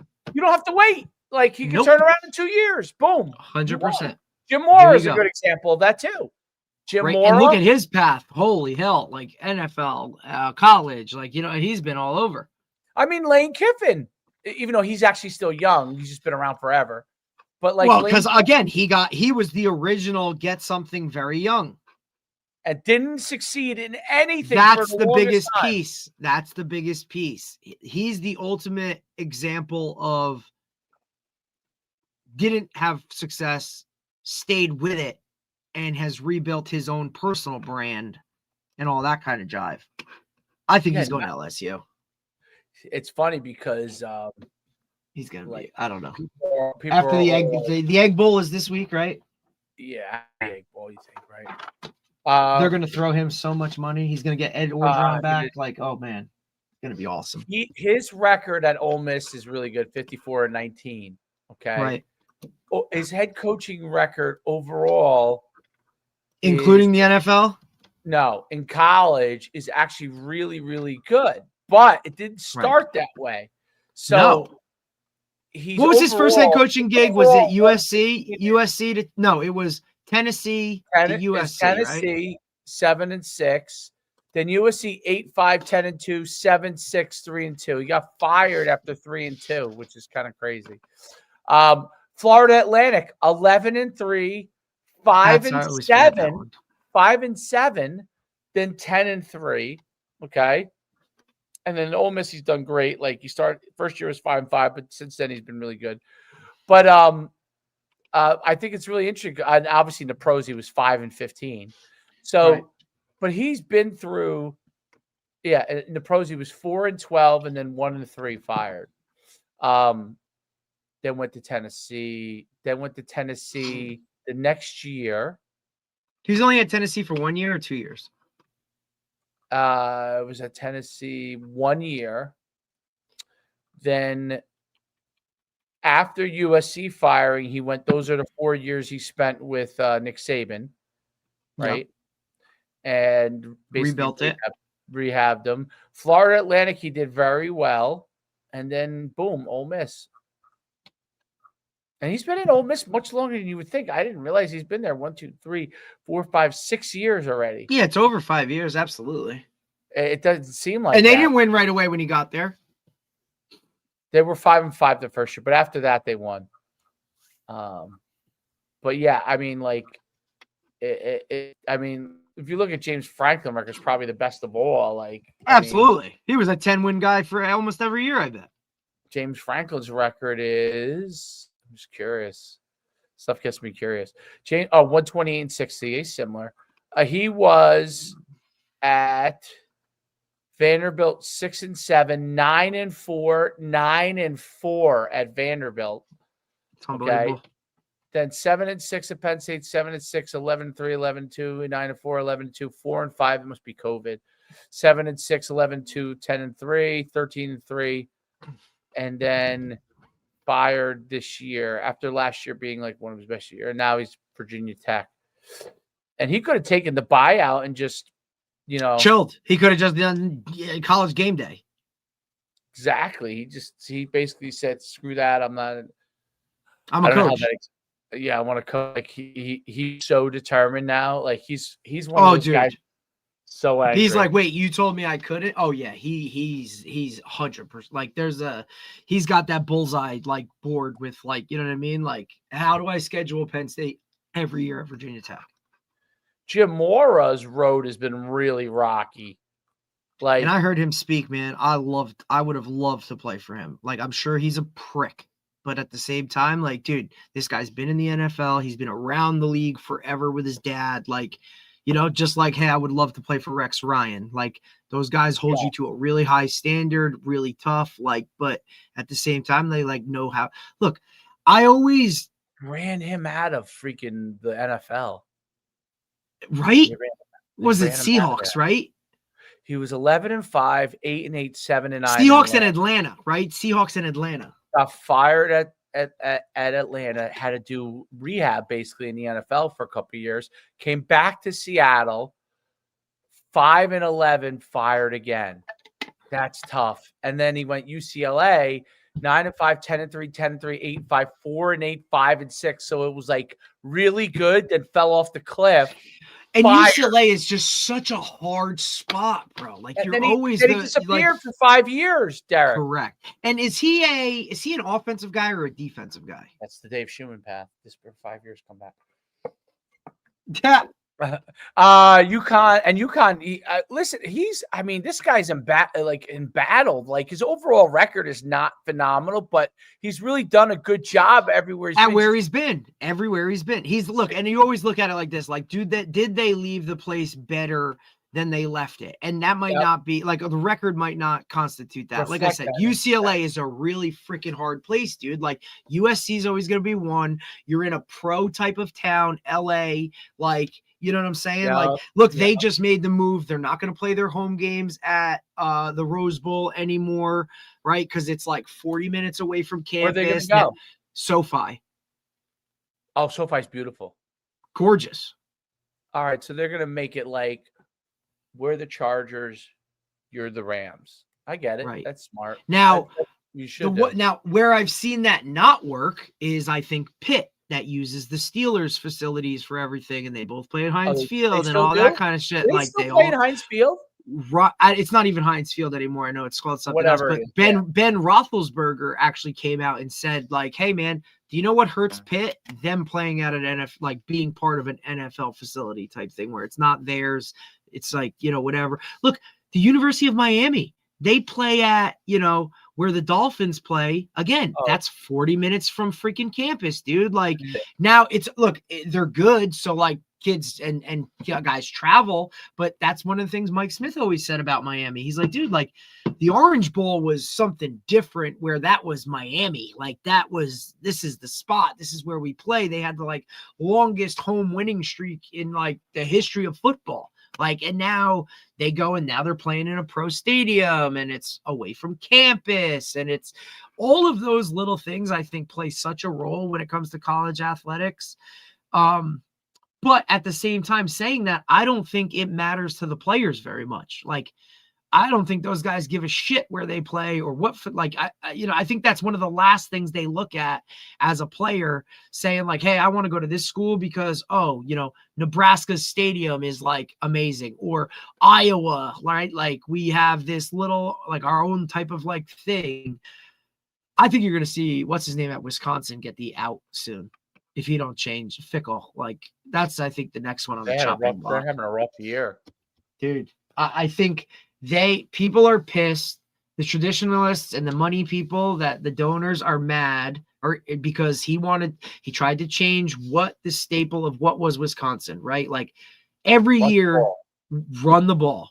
He wanted to bring in a spread. It's why you saw Phil Longo get fired, right? And now he's at Sam Houston. Like he brought him in to run the air raid and do all that. Like, dude, they're not capitalizing on what was Wisconsin football, run the ball, do all that kind of stuff. Like, and now you're losing the Wisconsin kids. That's the big part. That's just like when Nebraska went away from the walk-on type of gig. You know what I mean? Like, hey, this is a Nebraska kid. I think Rule understands that enough.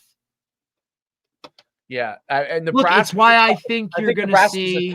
Used to be the best, but it's become a tougher place to.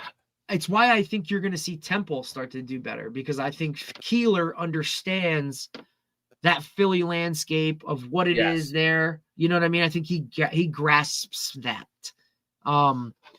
Where I don't think some guys like really do. The one that's really interesting to me is, dude, on paper, like I know Fran Brown is whatever at Syracuse, and he's like a really like, you know, there's a lot of media attention around him because of like who he is. But dude, on paper, they are not very good, and they're losing games bad, like bad. I happened to. This is the game they just played. They got lit up, dude. Oh, because we watched Notre Dame a lot. That's it. The kids from DePaul were getting reps for Notre Dame, dude. Eric, that game. I watched, I would say, 3/4 of that game. And you can't watch it. It became, you know, sometimes you watch a game and then you're like, it's so bad. You're like, how many points can this team actually score in a game? Yeah. Yeah. You're like, oh my, I'm going to watch. They scored 70 points. And I'm not kidding when I say this. If Freeman, the two freshmen from DePaul were seeing like, what's his name had like 5-7 carries. If Freeman wanted to, he could have scored 150 points in that game. I swear to God, I'm not making this up. They were not tackling anybody. Like, it wasn't until they got to the really bottom of the barrel. Not that those kids are bottom of the barrel. Obviously, they're going to be good players. Right. We're not saying that. I'm saying fifth string guys. And it wasn't until they got like those guys in that Syracuse kind of just was physically more dominant than the fifth stringers. You know what I mean? Like, yep. And that's I think how you like match it up. It's like Notre Dame has their threes, their fours in, and they're still scoring at will. UConn is kicking themselves because that game, in retrospect, they were winning the game. They blew that game. They should not have blown that game. Because they actually probably were much better, to be honest. Than Syracuse, you're saying? Yeah. Because I mean, they beat Duke. They beat Air Force. Dude, Duke. That's a huge win. That's a great win. You know what I mean? Like, UConn has some really good wins, dude. But you know, their schedule is weak. They're like a top 50 team this year. My point is, Syracuse has gone from down to like there was hope to they might now the way that they're playing in the last few weeks. Like, look at their scores the last few weeks. Brutal. It's insane. like they've fallen off the cliff. Yep. Like they lost 70-7 to Notre Dame. Miami 38-10. 70 in itself costs you some recruits. Like just that number, like 70, dude. 70. UNC smoked them. UNC stinks. Okay, they beat them 27-10. Anyway. What? Where's he going? Where do you think he's going? Giants. Oh yeah. Now here's my thing. That would not shock me. Listen, this is a crazy take, okay? And it's obviously because I'm a homer. Dude, Anthony Campanelle and what he's done with the Jaguars defense this year. Unfucking believable. Right? The Giants turned him down to be the DC. If I'm whoever gets the Giants gig, now if it's Belichick, this isn't going to happen because he's going to run the defense, whatever. Whoever gets that gig. I don't think he runs it anymore. I think he just overseas. He has a DC. But I think if he goes back to the Giants, I think he takes more of a hand. Plus, I feel like he has his guys. This year for him is like he's been like out of football. You know what I'm saying? Like, look, he probably calls Matt Patricia from Ohio State and says, dude, you're coming back and you're going to be the DC with me for the Giants. Right. I would see that. You know what I mean? Something like that. But I mean, that to me, like, go hire the Jersey guy who's been only trending this way. He took the Jaguars from whatever to this without Travis Hunter. You know what I'm saying? Like, majority of the year, the Jaguars are winning. Like, what? I mean, look, I know it's a new head coach. I know it's a new, but come on, dude. Like, you're telling me that move isn't whatever. Now, look, you want to be really crazy? Just make him the head coach. Like, you know, Giants would never do that. Not yet. But I'm saying, you want to do that? Go for it, bro. Like, you really want to do something crazy? You really want to get people happy about, like, the Giants again? Bring in the, like, first member of the New Jersey football family and make him the head coach of that team. I know. And I would agree with that, but I don't think to the players it matters as much. I think it's a matter of, like, he's a very good coach. You know what I mean? I don't know. Like, the NFL players don't care about that stuff. For what the Giants are, if we're talking Giants specific, dude, like, you need to get a guy in there. And I think this guy does a great job, but it has to be somebody who's going to be conducive and work with Jackson Dart. That's the whole thing.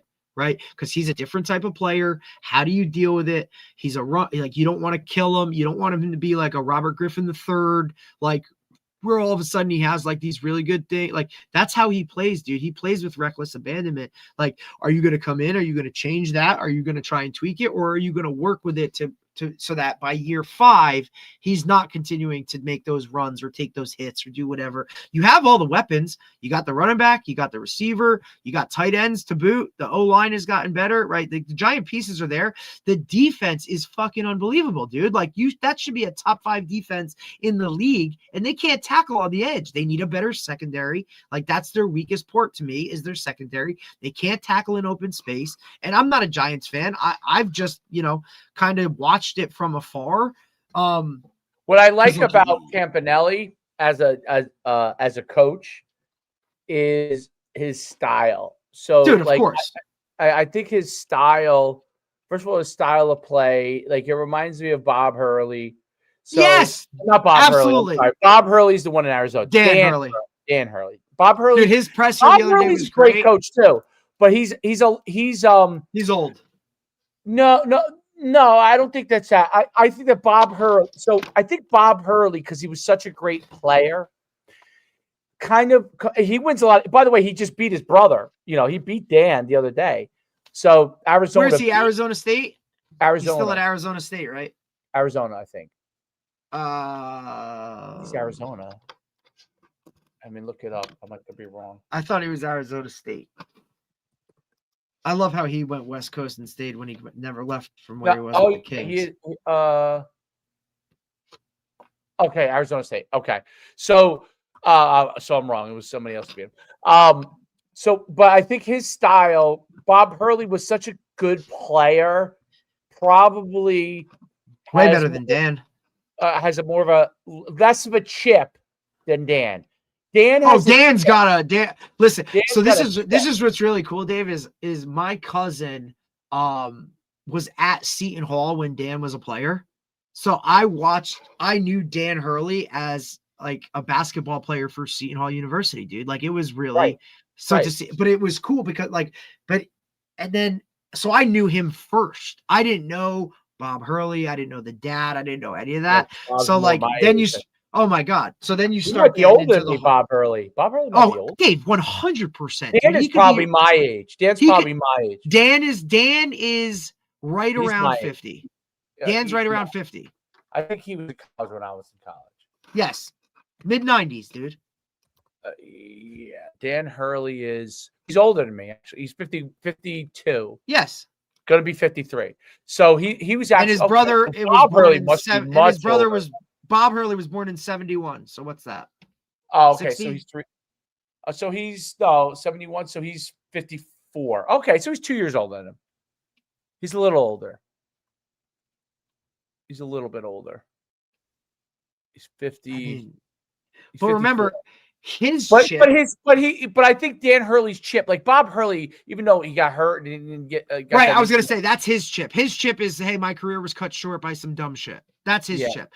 Dan's chip was nobody ever gave me a chance. I was always Yep. little Bobby's brother, like all this kind of shit. Like watch and me, he was good fucking- still, but no one dude, right, he good, didn't get but the not credit. Bob, He but didn't not Duke good or NBA good or you know what I Right. mean? Like that's his chip, and that's what he kept. Dude, I heard his presser the other day was great. He's like, "Yep, we're gonna celebrate Thanksgiving, eat all the turkey, do all that shit on Wednesday so that the tryptophan isn't in their system to play on Friday when we get to MSG." And I'm like, buddy, I fucking love you. I can't wait to dive into his new book. Like that's the number Did you one see read his for new me. his it's going viral, his interview where he talked about, did you see it? With the point guard. No, he talked about I'll play. I think I can find it. The one I saw was he was talking about how his relationship with his point guard or his like best player right now is rocky because he's all over his shit. He's like, look, man, when these guys come in, like I got to get them where they need to go. So like they might not like me these first 2 years. And then he referenced a previous relationship with a player where he came in, he was all over him. And then, you know, before you know it, like we're just building this relationship, This is a newer one. I got So this is a video on. I'll find it because you'll like it. I think he's or great, you dude. might I be love able- him anyway. I just like him. So basically, I think he's great. he basically talks about how today, basically, like he talks about his coaching style, and he says basically they shit. need this. Like they need Yeah. kids today, coaches today don't coach people hard. No. They don't demand of them. They're worried about Getting what's going fired. to happen. You know, getting right. He's like, you gotta coach every aspect. Basically, you'll find it. You look it up, you'll find. But he's his point is basically like you gotta let yourself be coached. Like it's not gonna be all peaches and cream, like how everybody wants it. And I think it's a good message overall for all people to understand, because I think that if you want coach you hard, man. If you want them to be better, you've got to push them. Okay. Well, with a high school kid, if you're really hard on him, may he go home that night and cry a little bit. You know what? He might. Yeah. You know what? But that's okay. Like mom and dad would be like, did coach punch you or something? No. He got on me. Okay. Well, guess what? That's life. That's life. He wants you to be better. He's not getting on you because he wants you to be worse. He wants you to be better, right? And he's trying to get you to demand more of yourself. And that's what Bobby talks about. Like guys are hard. But like, listen, I talked to my not St. Leo's, by the way. The one thing I will give them credit for, they push those fucking kids. They push them. You know what I mean? Like, I can tell you this, like Troy goes in there, he's playing, and it's maybe why some of the kids are busting his chops. I don't know. He went last game, like they play like a fifth quarter for the fifth graders because they may not play as much as the sixth graders, which I think is great. It's like an extra quarter. So they play 8 minutes. He's both times he scored 4 points, and he's only playing half that 8 minutes, by the way, because they're rotating kids. And he scored 4 points both times. And then he came into the JV game, and he scored 4 more points the other game. And he's playing, by the way, he's playing center and forward, which he's been a point guard since he was 6 years old. So he's had to adapt his style. And you know what? Like he's shorter most of the time than the centers, but he just goes right at him. I'm like, you know what? You're doing good, dude. You're doing good. Like you're playing whatever. Because at first he was upset, and I said, you know what? Just play with it. Just show them what you could do, and they will see it. Like cream rises to the top. You play it. You play great at center. They know that you asked them to play point guard. You play great at center. You score at center. You bring he gets rebounds. They let him bring the ball up when he gets a rebound. They don't stop him from that, and they see it, dude. They see it, and if you embrace the role, coaches know. I'm watching. At first, he was like, he looks like a football player. So you know how basketball coaches are. He's not like the lanky, skinny.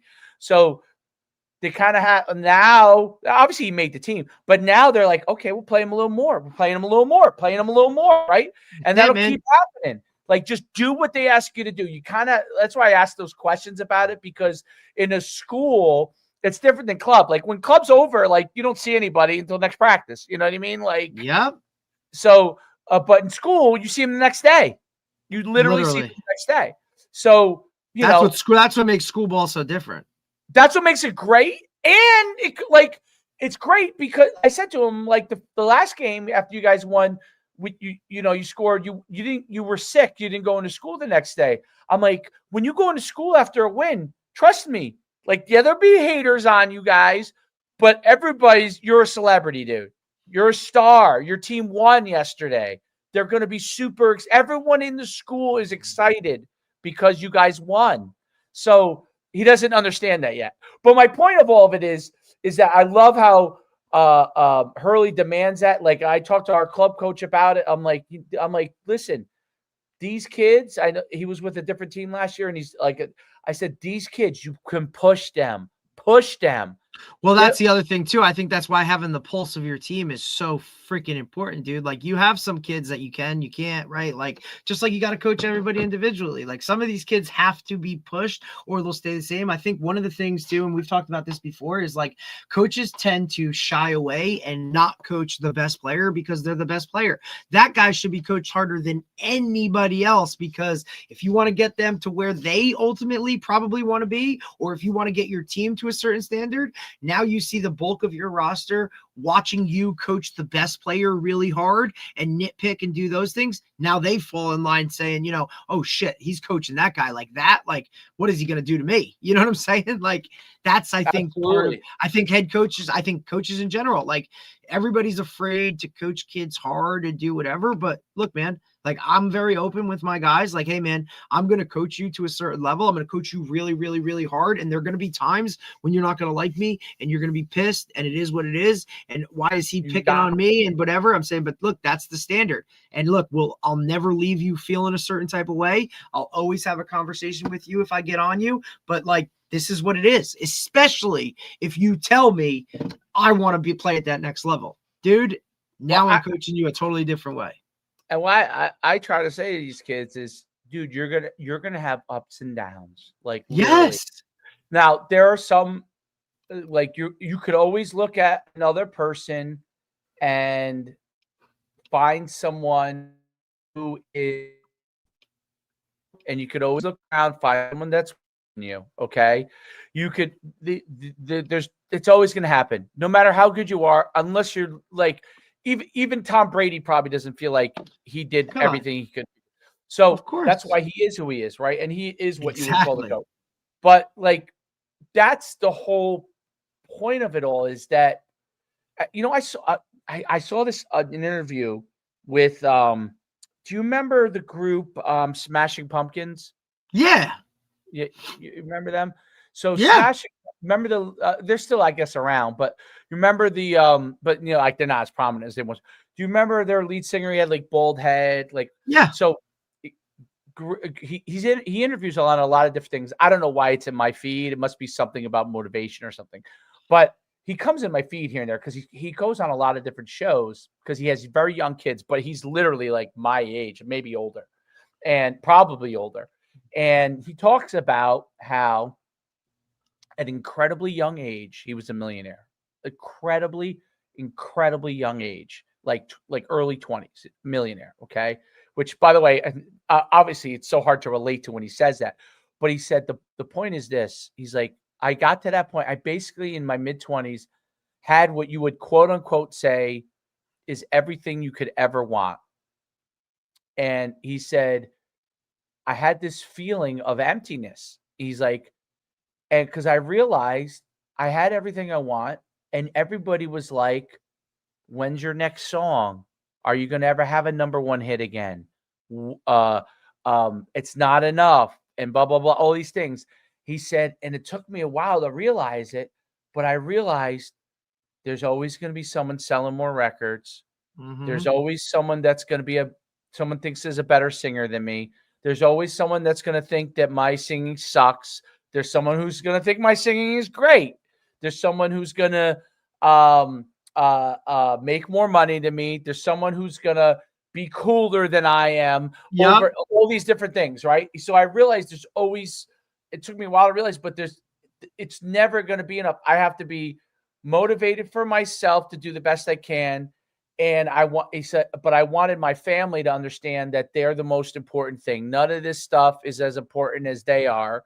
And I want them to understand that, because if you get caught up in what you get, then you forget what it's about. You know what I mean? So when you get caught up on the prize, like Yes. the Well, gold listen, medal. Georgia just talked about that. Like, guys get so enamored with, the prize, reward, the trophy, the whatever. And right. And you know what? I say this to my kid all the time. I said, I just want you to understand this.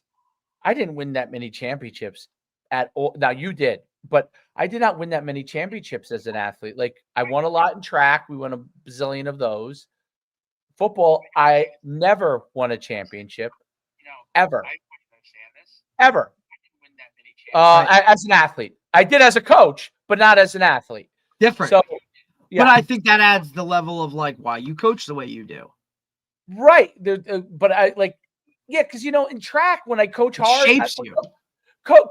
Coaching track is very technical, and I know that if you get certain athletes in track and you coach them, like if I could get really fast kids as a sport coach, and I put everybody in those positions, most people don't coach track as a main deal. Okay, in high school, most guys it's a second sport. Okay, or they're a distance running coach. But when you get a group of sprinters, most people who coach track are really distance runners, because they had the best experience with track, distance runners, because a lot of times that's the best avenue to go into college. You run cross country, you run winter, you run spring.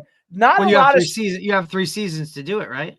Right. You don't have an overwhelming plethora of sprinters getting into track, because really they were football players or basketball players, and they ran track because they were athletic.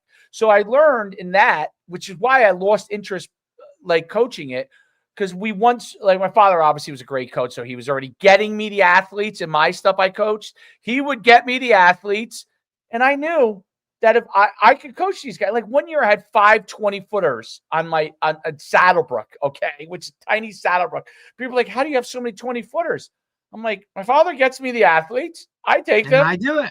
And I make them I teach them how to do things correctly and to make them a better jumper. We had I think we had 5 40-footers one year in the triple jump. Now they're capped by their overall ability to relative to some mega superstar. Like Hasbrook Heights had a kid that went 50 feet one year in a triple jump, which is unbelievable, or 49 feet. And, our best guy was Pomo, who was like 46, but he wasn't like that kid. Pomo was a better long jumper than him, but was not a better that kid was like 6'4", like the kid in Mount Olive, you know what I mean? The tall, you know what I'm saying? Triple jumper is different than a long jumper, different guys. So they're long and they have the big strides. And but you could take them. In football, you obviously need athletes, but everybody, it's all different roles. So you have to be able to push them to stay involved in a process, because of what you said. There's only one game a week. You know what I'm saying? And what's nice about track is you get immediate feedback, right? Immediate. You go in long jump and you go 21 feet and you're normally a 20-footer. You had a great day. And it's also because you can actually see those numbers, right? Like, correct. Sometimes that's what's hard about football. You're an offensive lineman. How do you tell? Well, hey, man, we rushed for 250 yards and 3 touchdowns, and you were on the offensive line. Like, you did a really good job. But because you didn't score a touchdown or the rushing yards don't go to your name, they can't compute that. There's nothing. There's no rock hard evidence, right? Like, a quarterback goes, 10 for 14 and 5 touchdowns, a great day, buddy. You know what I'm saying? You can see it. It's right there. That's why Tony Holler's process of rank, record, and publish is such a big thing. Like, dude, such a big deal. And that's why the technology with like the OVR stuff, like we can put numbers to it. It also like that now shows administrators like, look, here's the data, something you can see. It's not something you have to be around it to see it. You know what I mean? I got to tell you something so interesting about the OVR. I'm pulling it up. So yesterday, like Troy had made all this really great progress in OVR with his speed movement. He had 2 basketball games on Sunday, but I'm like, when am I going to lift? So I'm like, I figured we lift Monday and Wednesday, and we try to lift 2 days a week, and so I didn't know what other days we'd be able to squeeze in. So it kind of was like, let's squeeze it in Monday, because I don't know if Thursday you're probably not going to lift, family. And then now you're going to be at Friday. I don't know if you're going to have basketball or we're going away. Who knows what we're going to, what's going to happen. Right. So what was interesting when you're tracking, if I just did a normal lift, to me, it looked like he was lifting the same exact way he always did. But because I was tracking, he's like, my numbers aren't as good. I'm like, yep. You know why? 100%. He's like, because I'm tired. I'm like, yeah, you're tired. It really has an impact. He was hitting like 1.1 on the bar speed or something like that. I'm trying to pull it up. Of course, as I'm trying to pull it up, for some reason, OVR is freezing. But it was like 1.1. And then yesterday, he's like, my numbers are like 0.85. And I'm like, it's because you're tired. And the only reason I knew he was really tired, because usually we do a little bit of each week we test the vertical jump the same day that we we do the OVR lifts, and he didn't want to do the vertical jump because he's like, I'm like, all right, let's just lift and then be done with it, right? And but I knew, I was already in my head thinking the numbers are going to be lower. He doesn't realize it until he looks at it. You know what I mean? Because if you were to watch it, to me, like the naked eye, honestly, Derek, it looked exactly the same to me. I would never have known, if there weren't numbers to it, that his output was less. I would have never known, because it looked exactly the same to me. It looked exactly this. Like, his effort was great. You know what I mean? He was other than he told me, but he just literally couldn't do it. he couldn't go as fast as an explosive. So think about when you do workouts with a kid. Okay. When this is what Tony talks about with the injuries and stuff. So you're not going to know by looking at a person, right? No. So you could put them through a workout and they look the same, and then all of a sudden next day they come in and they're injured. You didn't, because when you're just naked eye looking at it, everything looks pretty much the same. Absolutely. It all looks the same. And OVR, I'm videoing him. So for the most part, I mean, he wasn't coming all the way up like he normally does, which is also an indicator that he might be a little tired. Like, normally he comes all the way up on a trap bar deadlift. He didn't want to jump on the trap bar. So I knew, but the numbers tell you, wow, okay, he's not the same guy as when he's fresh, because his numbers are significantly off. And you would never know. If I showed you the video of the two things, you'd be like, wow, looks almost exactly the same. Because OVR is cool because you could video it right from your the app. So you're videoing it as it's putting its numbers in there for you. And that's sick, right? Sick. The only thing that's different is, and I talked to the guy on OVR. I don't know if I'm talking to the guy that we interviewed, but I'm talking to one of the OVR guys.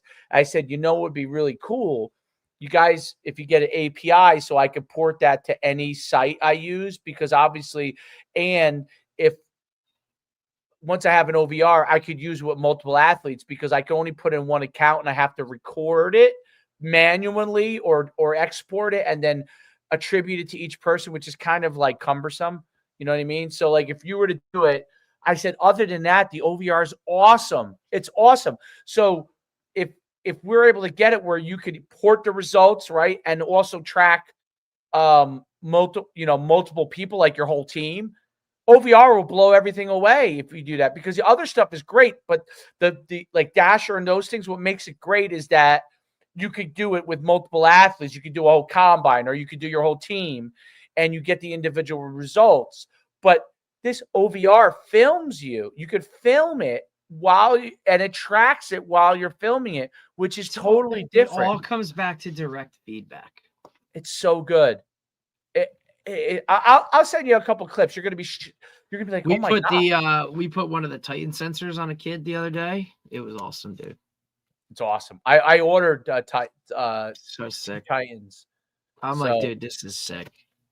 I'm putting one Titan in my. Plus, like geeks, like sport geeks and freaks like us that'll dive into whatever can possibly, like, you know what I mean? Like, now you're telling me I get to work with data and all this other kind of, like, come on, dude. Like, this is like, you know what I mean? It's like Christmas morning over here, dude. Because, like, now you have stuff that you can literally look at, break down, and then, now you'll get another kid to put it on and compare and contrast. You know what I mean? Like, oh, I thought this kid was one thing, but now all of a sudden, like, holy shit, like, this dude, he's like flying off the hand here. Like, awesome. You know what I mean? Well,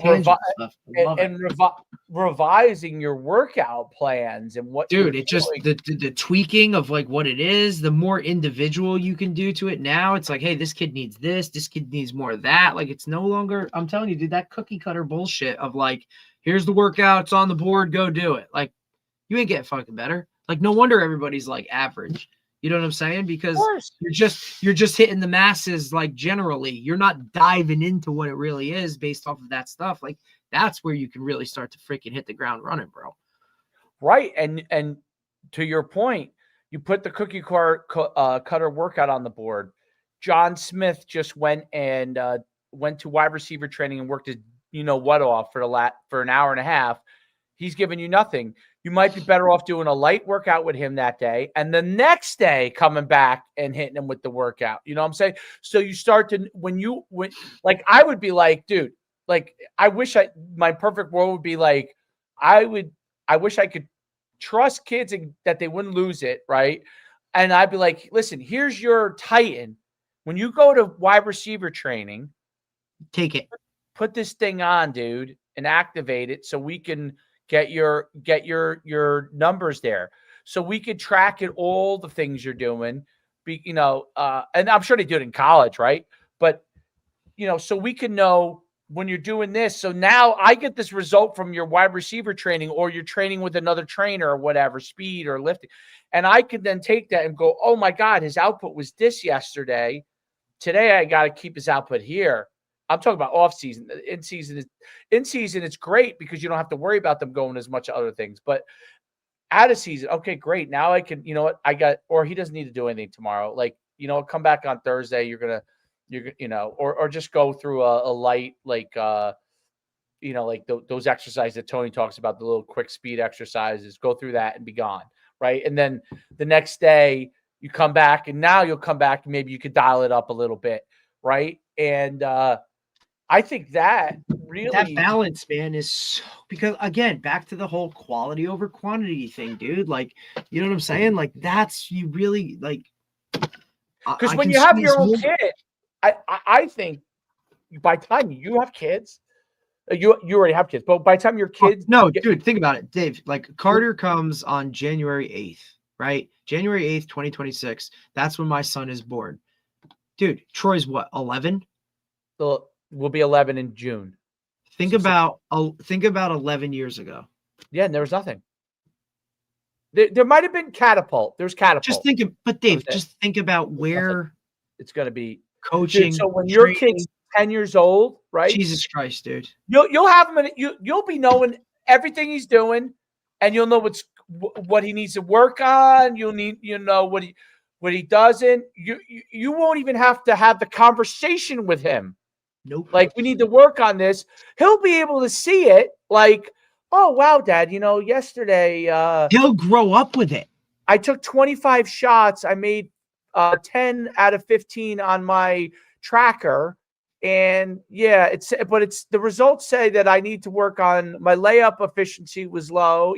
Like, you'll be able to and then hey, and he'll be able to have plugged in. And guess what, Dad? Like, I ate this for breakfast this morning and had this drink, you know what I mean? So when I shot at 3:00 in the afternoon, like, and I slept this much last night, like, dude, all that shit's going to be able to be plugged in. You're going to be able to, it's going to be like, oh, well, guess what, man? Like, look, maybe that, whatever, like, maybe that apple before really made you do whatever. So we better have an apple before, you know what I'm saying? Like, fuck, dude. Or, hey, look, Dad, I was on my phone right before I went to sleep. I only slept for 6 hours. I was up at this point, you know, whatever, like this, that, whatever. All right, dude. Well, look, and then, but Dad, like when I didn't mess with my phone before I went to bed, I got better sleep, and all of that stuff will now be factored into your information data, right? Whereas, like, that wasn't a thing, dude. Yeah. I mean, it absolutely. It's wild. It's amazing. You know, you're gonna be like the things like the GLP-1s, but 10 years from now, they're gonna know the precise amount of Oh what my they God. can give you. So Yep. it'll be perfect. Like right now, obviously you're guessing for the most part in those kind of things, right? Absolutely. You're the, you know, the state, but eventually you're going to get metabolic results. Okay. Cause they do get metabolic results already, but they don't really have it where it's like, okay, here's the prescription for your specific metabolic results. But in 10 years, because of AI, you're going to be able to get your metabolic results. And let's say you're struggling with weight loss. It's going to say, based off your metabolic results, you need this amount of GLP-1 for X amount of time. And then you're going to need to supplement it with this. And you're going to need to supplement it with that. So you don't have all the risks, you know, like those risks that people have with some of these things. It's only because they don't know if your body chemistry fits with the drug, right?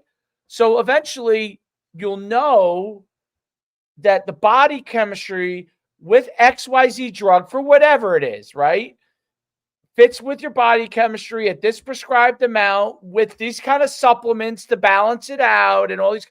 And then you'll know you'll get a trajectory to get you back. It's just more plugged in and dialed into it. You're not dealing in the generals anymore. You know what I mean? Like, you're not just going by the masses or, hey, this is the highest percentage, so we're doing this. Like, dude, it is going to be like pinpoint, laser focused. Like, this is the number you need to hit. This is how much you need to do. Now, look, you can do that now, but it costs a lot of money. Like only the rich of the rich.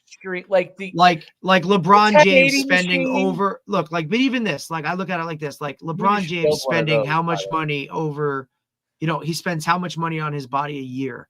That guy can only, right? Like, who's the other one? Well, if you think about it, the cost has come down, right? Because before, of course, and it's going to continue. It was only LeBron that could do it before. Or that's Kobe. What I mean.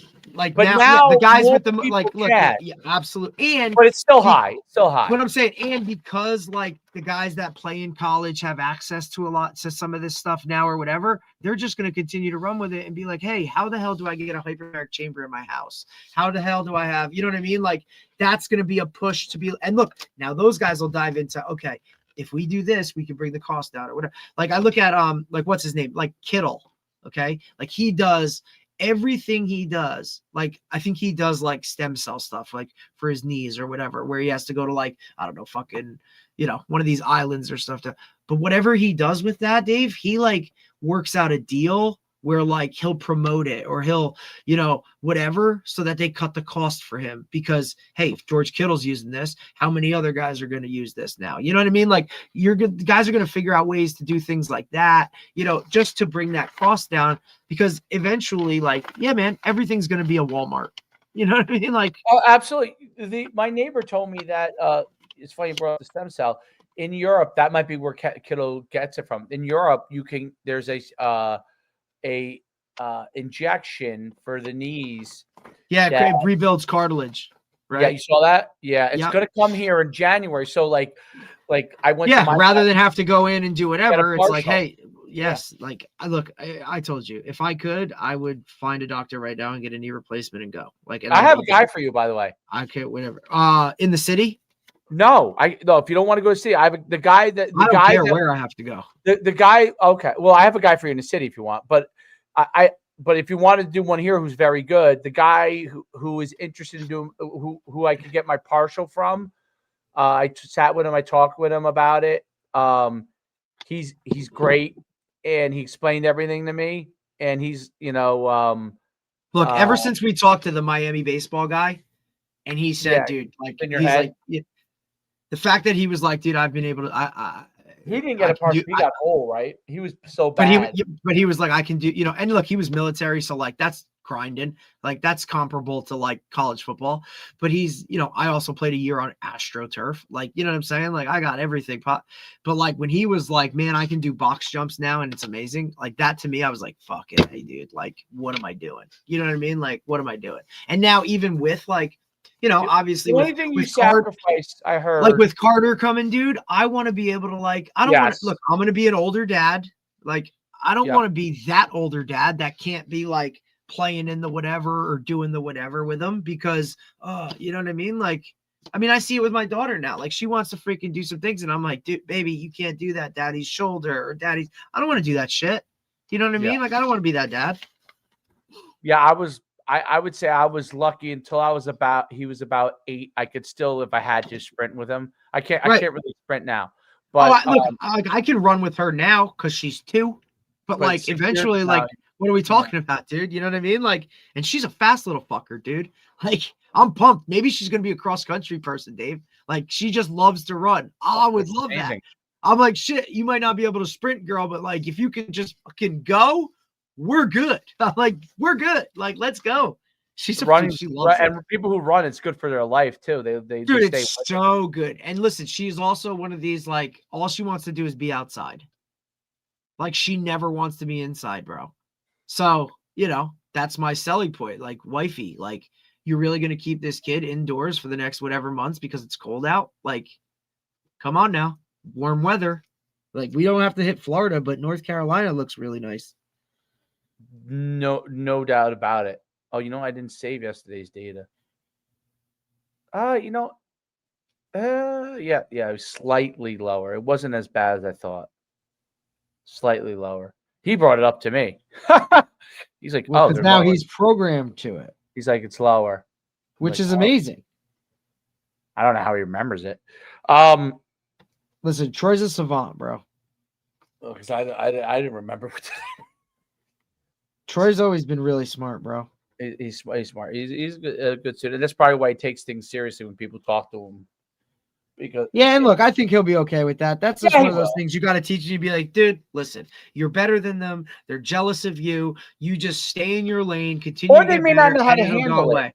Well, those kids don't. They don't know how to be like. They don't know how to handle like. They don't know how to do that shit, dude. They don't understand. They don't even understand what's going on. Why is Troy on this team and I am on that team? Why is this? Right. Like, they don't get it, bro. And look, it's only going to get worse when it starts bringing in girls and bringing in all that shit like to it. Like, that's all part of this whole fucking thing. You know what I mean, dude? Like, being cool and all the peer pressure bullshit of like, oh, well, I can drink 5 beers or whatever. Dude, that shit all comes into line. You just got to teach them how to make the right decisions and ignore the nonsense, dude. You know what I mean? Like, ignore the bullshit, bro. Like, hey, you're different. You're always going to be different. It's a positive. Different. It's a positive to be different. You're a leader. You don't need to do what those other guys do. You don't act like that, right? You treat everybody with the utmost respect, whether it's, the friggin' guy that's cleaning the floors or whether it's your head fucking coach or your principal. Like, you treat them all the same. Everybody gets respect, right? But like, no, you're different. That's okay. And fucking continue to do what you're doing, buddy. Because just by them acting like this should already tell you you're in a different category. And that category leads to more positive things, buddy. You know what? I think it was interesting because I think the way he looks at it, like when he's on like in basketball where there's an 18 group of kids, he doesn't say anything to those kids. He could care and he's on he knows he has at a really young age, dude. He understands like levels. Like, hey, this is my rec league. This is my real league. You know what I'm saying? Like, dude, like he gets all that. He knows where it's at. You know what I mean? Yep. Like, hey, I'm going to play again. I'm going to play with way better players on this day. This is my fun league. You know what I'm saying? Like, I really like the, I tell you, it's being back in a school environment. Oh, dude, that's so fun. Because you're playing for the name on the front of the jersey, dude. But you're playing for the name, like you're playing for something bigger rather than just your own individual shit. And then, like you said, it does add a little something different when you have to see that kid in school the next day. Right. And listen, once that's dude, school sports will always fucking be the best thing ever, dude. It really is. Like it's Look, funny. even though whatever with Saddlebrook and you and Saddlebrook or whatever, you still love being part of Saddlebrook. Oh yeah, it was my friends. I mean, it was. Listen, it was my Dude, friends. It's It why, was- like, fuck, dude. Like, I go back to that game this weekend, watch Butler fucking play in that game, dude. It was amazing. You're rooting, you're cheering like a fucking, like, Jesus Christ, dude. Like, I felt like you're like, dude, you're a loser. But, like, fuck no. I want them to do really fucking good, dude. Like, really fucking good. Are they in the championship? They lost to Cedar Grove this weekend. Dude, the kid drilled a 49-yard field goal to win it Oh, with that no was time left. their game that happened. Dave, it was unfucking believable. 49. Like, unbelievable. Dave, 49, and Dave, I'm telling you, it would have been good from 58. Dave, it was a fucking bomb. Is that kid a Division I kicker? Or? 100%. You know what? And the only reason I know is because Krautman was there, Ricky. Oh. Dude, losing his mind, like going crazy. Like, I had to explain to people, like, they're like, you know this fucking guy? And I'm like, this is who he is. Like, he's quirky. He's a kicker. He's whatever. I said, but he knows his shit. So, like, listen, opening kickoff, right? Like, I'm standing next to my dad. Dude, Dave, this kid put it through the end zone, like through the uprights on the opening kickoff. My dad turns to me and he's like, it's a fucking problem. I'm like, yeah, you think? Like, and I'm just, dude, no returns the entire game, right? And then, like, this is where I thought they fucked up. I thought they fucked up because they were driving in, like, I don't know, the middle of the fourth or early fourth. Maybe it was like the end of the third. And, dude, it was like on the 20-yard line. And I'm like, dude, they're going to bang a field goal here. And they went for it on fourth down, which I think actually spun his mind. And now that's why he did kick it at the end. Because they were playing, dude, it was overtime. Like, we're like, all right, it's going to overtime or whatever. And I'm like, no, he's going to fucking try this kick. And, like, why wouldn't you? I said, as long as this is anything worth, like, of a snap and a hold, like, this is going through the upright. So I asked Rick, I'm like, Rick, like, what's his mindset like? He's like, dude, this is a fucking make, no doubt. Like, this kid is rock solid. He don't like this situation of, like, hey, this is to win fucking Group 1 North. Like, not even going to play a factor for him. I'm like, really? And, dude, I'm telling you, Dave, when he drilled it, it was a fucking bomb.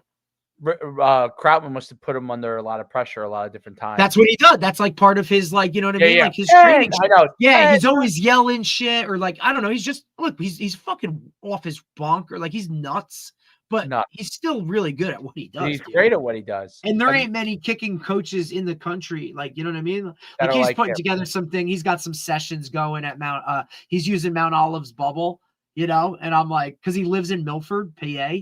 So I'm like, oh, buddy. Oh, he does?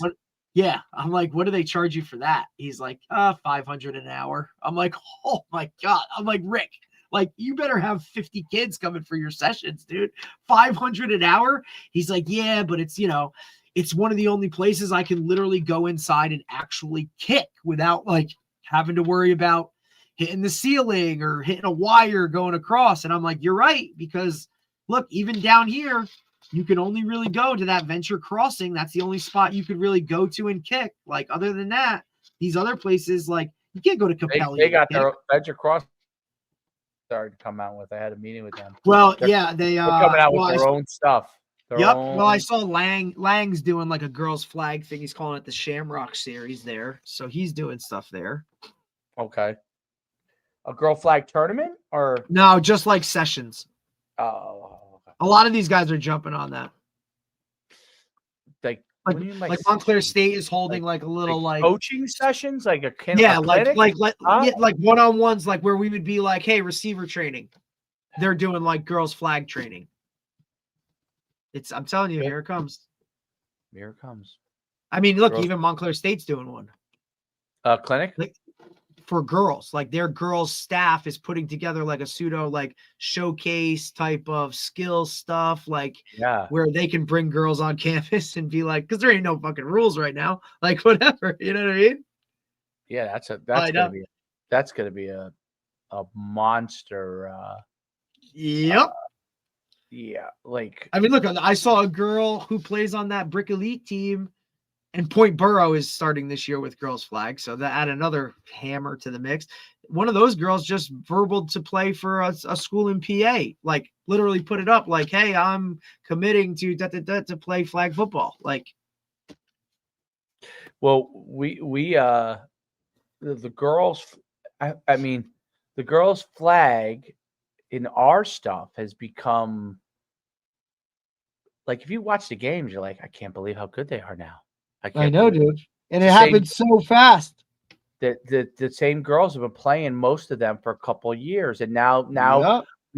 we used to have to combine 8 and 10. Now 8 has a group, a 10 has a group of 12, and they want me to do 14 now. They're like, oh, we're all graduating from 12. Can we do 14?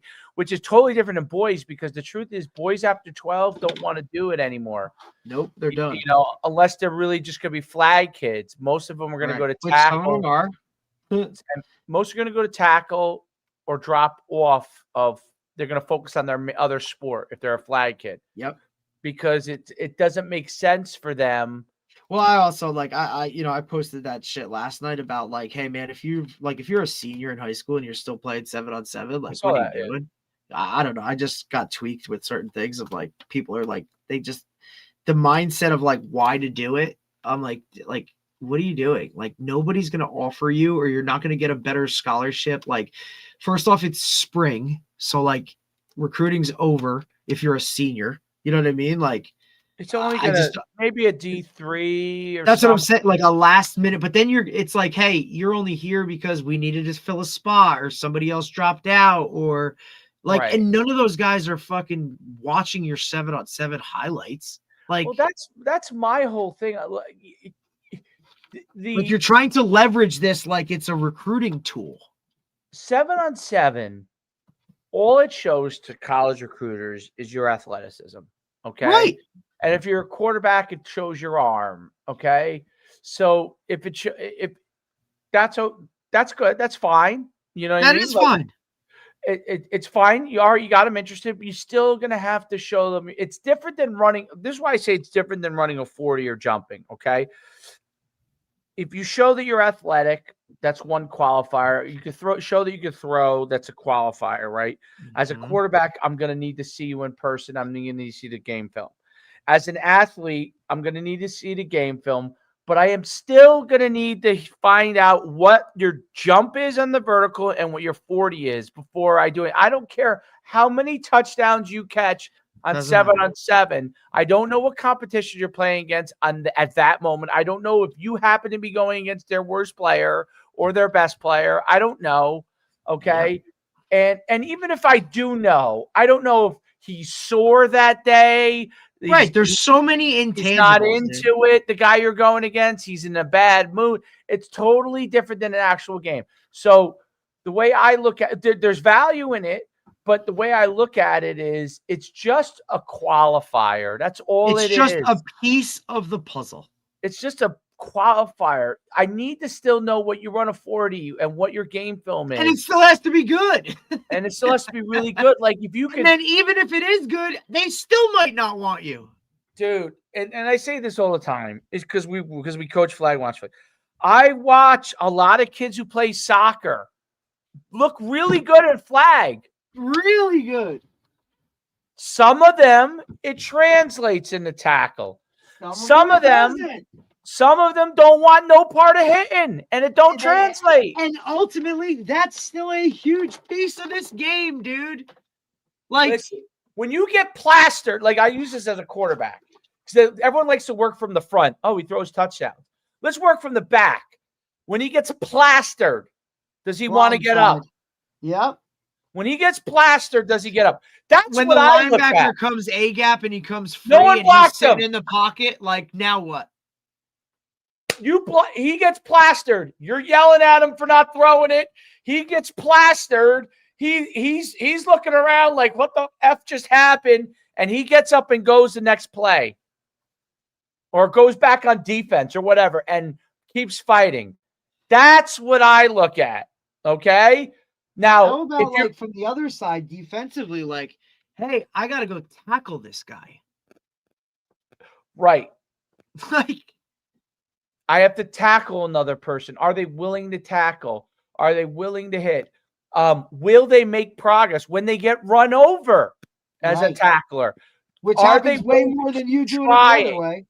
Are they willing to keep trying? Yeah. Okay. Or do they say to themselves, this ain't for me. I call, we used to call it cutting deals. Are they cutting deals? You know what I mean? Business decisions. Are we making business decisions? Right. So Like, when hey, I look what's for his kids name? that don't What's his make name? business. Yeah, like shit. Like when that running back breaks through the D line and the linebackers and it's 1-on-1 as a safety, like, do you want that smoke or do you not? And there are kids. Listen, there are kids that might make business decisions in the beginning. Do they make progress out of that? Okay, Correct. I look at all these things, and that's what I look for. You know, when I'm coaching kids. So other like people are like, oh, you pray. I praised this year our we used to call them the Beast Unit. Okay, it was really a wildcat quarterback that we rotated in and out. They both did a great job. They were studs. And then it was really like our third line unit. Okay. Yeah, it was like, okay. And I'm telling you, that group was the second leading group in touchdowns. And people would be like, why is that? Because they bought in. I'll tell you why. The first game, we didn't know what to do with them. The second game, they kind of got their feet wet. By the fourth game, those kids, they were always happy to be out there, and they gave everything they had. They were undersized. They gave everything they had. And they knew their job was to stay in front of people and move their feet. And and the back's job was to figure out a path, okay? And they did it. And I said, like, people are like, why you praise that group so much? I said, I praise that group. They're working with the least amount and they're doing the most. Right. Well, most of them are new to football. Doesn't mean in the long run, might be, some of those kids are going to be better than other kids. But a lot of them were new to football. Okay. But you gave them something to buy into and they saw success with it and they ran with it. That's the biggest part. Like, these guys are going to be awesome. Like, hey, I'll work with that. You know what I mean? Oh, yeah. I loved it. When they went in, dude. I mean, how about this? It is the game we lost to River Plaza. Their group was the only group to score a touchdown. So how about that? So it was. Yeah, now they're trying to find money to go to Naples or some shit. Yeah, I think they're succeeding. I told Wamba, I'm like, buddy, are you serious? Like, what the fuck? No, let's talk about that offline. But yeah, absolutely. Like but you know, like that's the stuff that I look at. I know you look at it too, right? As a coach, like. Yeah, the development, like what's the progress like? Like, am I still it's week? Okay, I'm coaching one thing in August. Now it's week 5. Am I still coaching the same shit? Like, what are we doing? You know what I mean? Like, are you willing to try something new? And are you willing to be coachable? Like, I told you this, like, did you go and do it? Or are you just always going to revert back to your way of doing things, which might not work? You know what I'm saying? Or, hey, man, like, you might realize, like, after a while, like, man, I don't really want to do this. I don't want to show up here every day and have to do all this and whatever. That's okay too. And with parents, I look at it like this, and you deal with this in high school too. Is much more than ever, I would say. With parents, hey, you know what? Are you committed to your kid getting better? Right, because you have to do a lot. You have to do a lot. Are you committed to when things don't go bad, things don't go well, like you lose a game, that you try to say, hey, okay, you didn't play as well. You had a rough game. Now, what's the next step? The next step is to get back there and get to work and get better. You don't go in a tank. Are you committed to that? Or are you committed to jumping on the bandwagon with everybody else when something bad happen? Like, I say to parents, it's like, oh, I got to go find another team or, you know, whatever. Yeah, well, exactly. I say to parents, you know, in our case, I'll use this example. We lost to the team who's going to the Nationals, okay? We were really the second best team, okay? And our parents, they're like, well, some of them were ready to jump off a cliff. I'm like, dude, there was 29 other teams in our group that was not as good as us. Yeah. Okay. Let's look at everybody's upset after a loss. Okay. We get that. Nobody doesn't get that. Nobody gets that more to me. And there's no one more competitive than I am. I mean, people are competitive, but you are, but I'm saying, like, there are people think that they know what competitiveness is. Like, no, they don't get it. I'm fucking competitive. Like, I would rip your heart out if I was playing to win a game. I would rip 100%. your heart out if that's what it meant. Like, would you be willing to rip my heart out? You wouldn't be able to, because I would have already ripped yours out. Okay. Correct. Yeah, people don't get that side of it. There's either. a difference. Like, there are people that are competitive, and there are people that, like, I stay out of being competitive as much as possible, because when I'm competitive, Yes, it's a you know different when level. it hits. Oh, Most yeah, of you buddy. are not ready for that. Most of you are Right. not ready for it. But it's a thing like that. Listen, let's now think about the positives of what happened. Right. The team got better. They went incredibly far. Yes, maybe next year we have an opportunity to be the best team. That could be the case. If you continue to stay committed to the process and you don't Bingo. all of a sudden want to bail because, oh my God, we lost. Like, okay, now go to another team and now you're 20 out of 29 and we're still, and now we go, you know what I mean? Like, Well, my whole thing is my whole thing, and you're obviously in high school, you're always focused this way. My whole thing is I want, if we had, we had 26 kids or 27 kids. If out of the 26 kids, let's say 20 of them were all moving in the right direction, and 6 for whatever reason were not. Okay. And I don't even know what the number is, but I'm using it as an example. If the next year, say I have 26, if a couple people leave who are not moving in the right direction, I don't care how good. We're okay, because next year my goal is if we had 20 out of 26, let's say, next year I want 24 out of 26. Correct. And then the next year, progress. 26 out of 26 in the right direction. And I think that is and what some people view as, wow, this guy's a really good player or this or that. Dude, he might be a shitbird. The parents might be obnoxious. That's like poisoning the well. You know what? See you later, buddy. Because I'll take those guys on that beast unit that want to get better and want to play and do all that. And their parents are like, hey, coach, whatever you got to do, like, we're here for you. I'll take that every day. Absolutely. Absolutely. And I always do this. Like, my big thing is always, no matter we win or we lose, I high five the kids on the way out. I don't care if the parents don't like me or what, like, because if they have a sourpuss on their face, it's irrelevant. Like, this kid's getting positivity from me leaving. And that's what he's going to leave with. His last thought is going to be, hey, man, we work. You know what I mean? It's going to be some type of positive, whatever. Now, look, they may get in the car and the parents just, your coach sucks and he's an idiot, blah, blah, blah, blah.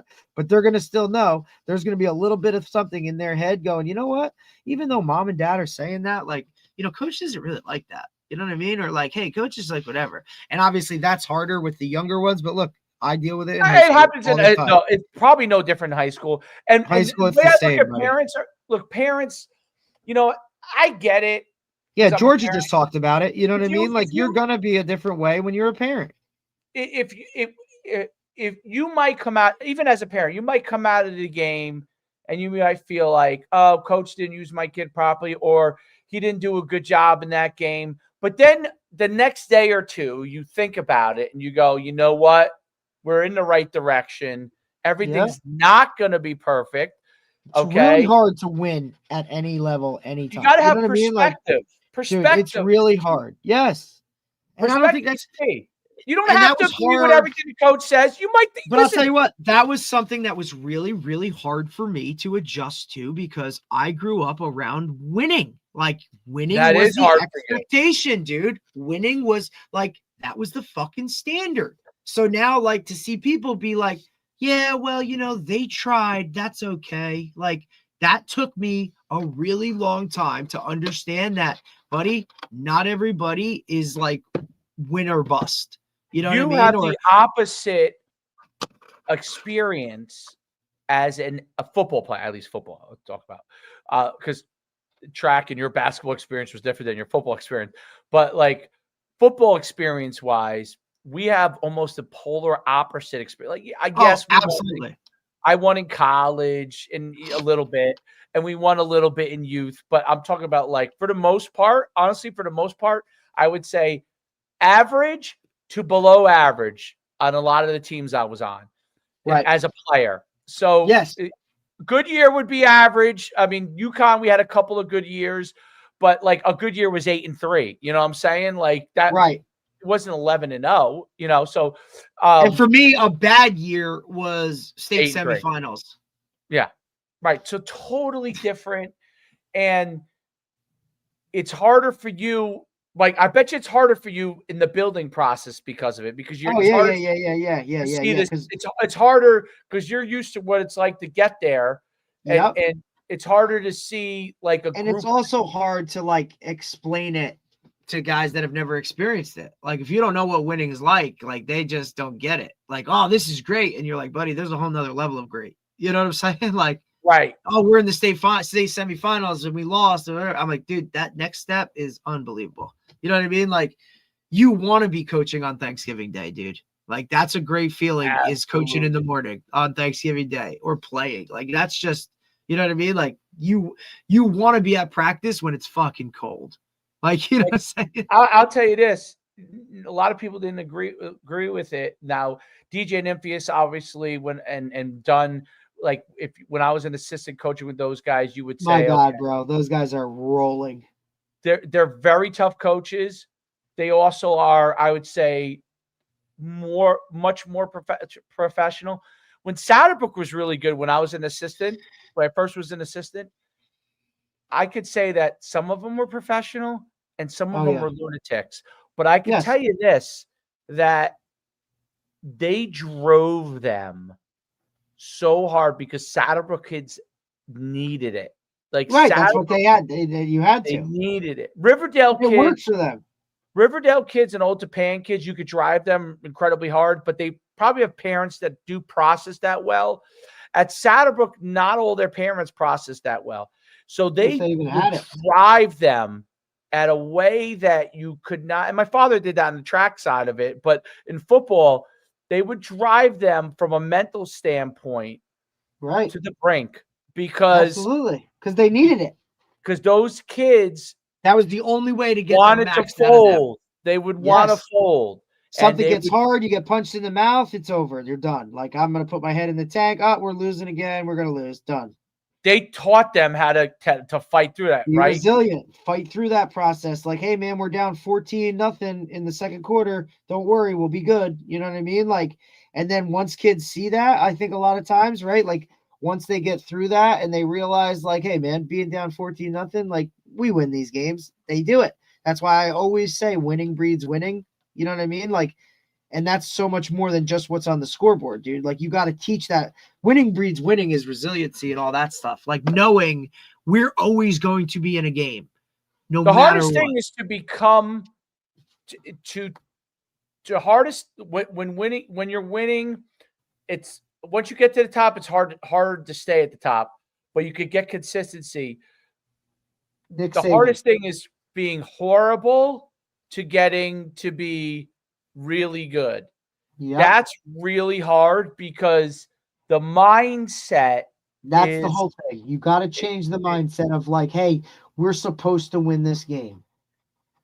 It's the whole here we go again thing. Here we go again. Like, we're losing again. Okay, this is where we fold, or what's like. Or even like, you know, that's really hard too when it's like, all right, we're up 21-7. What's going to go wrong? Yeah, I mean, the first time you have to learn to be comfortable winning. And then when you're supposed to win, you take care of business. You don't play down. That's another one. You know what I mean? Absolutely. And then I think you get also and you need those one or two players. Yep. That things don't, like, they just fight through it. Yeah. Like, they've been on the losing side, but they still are mentally winners. I don't know if that makes sense, but like, like they understand it, but that's also like where your team and they got to get conditioned and they got to rally the troops. Cause there's always going to be, look, it happens a lot of time with like the younger guys when they get into it, like they don't understand. There's almost like an unwritten code of how we do things here. And like, hey bro, like you don't do that. Like, hey, when this happens, like you don't pout. We just put our head down and keep going to work. And that's why the better teams are player led, not coach led. You know what I mean? Remember there were two aha moments at Powell Park. The first one was when we were 4-6, the third year. Third year. It might have been the fourth year.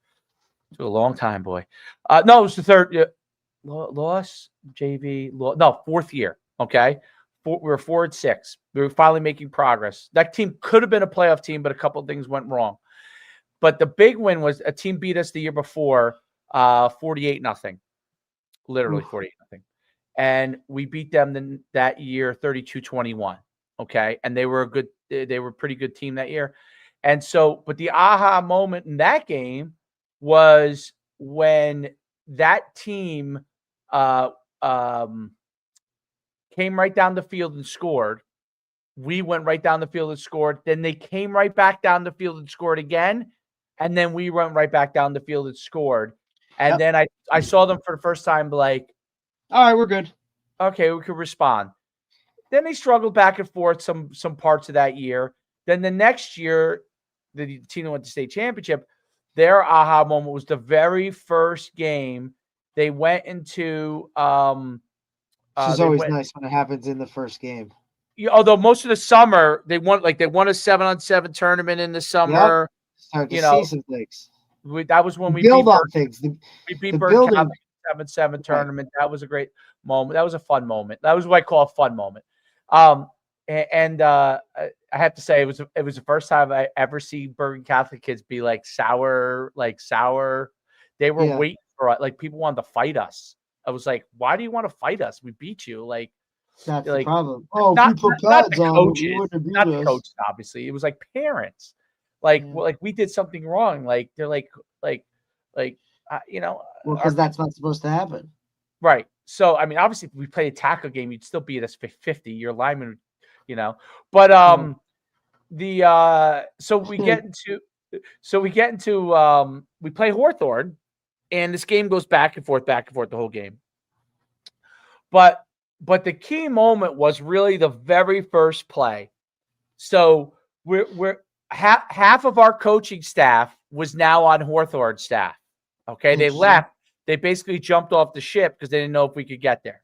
They were now on Hawthorne staff, and they were great guys. Some of them worked for me. And they went to say hello to kids in the warm-up, because they had coached them. Yeah.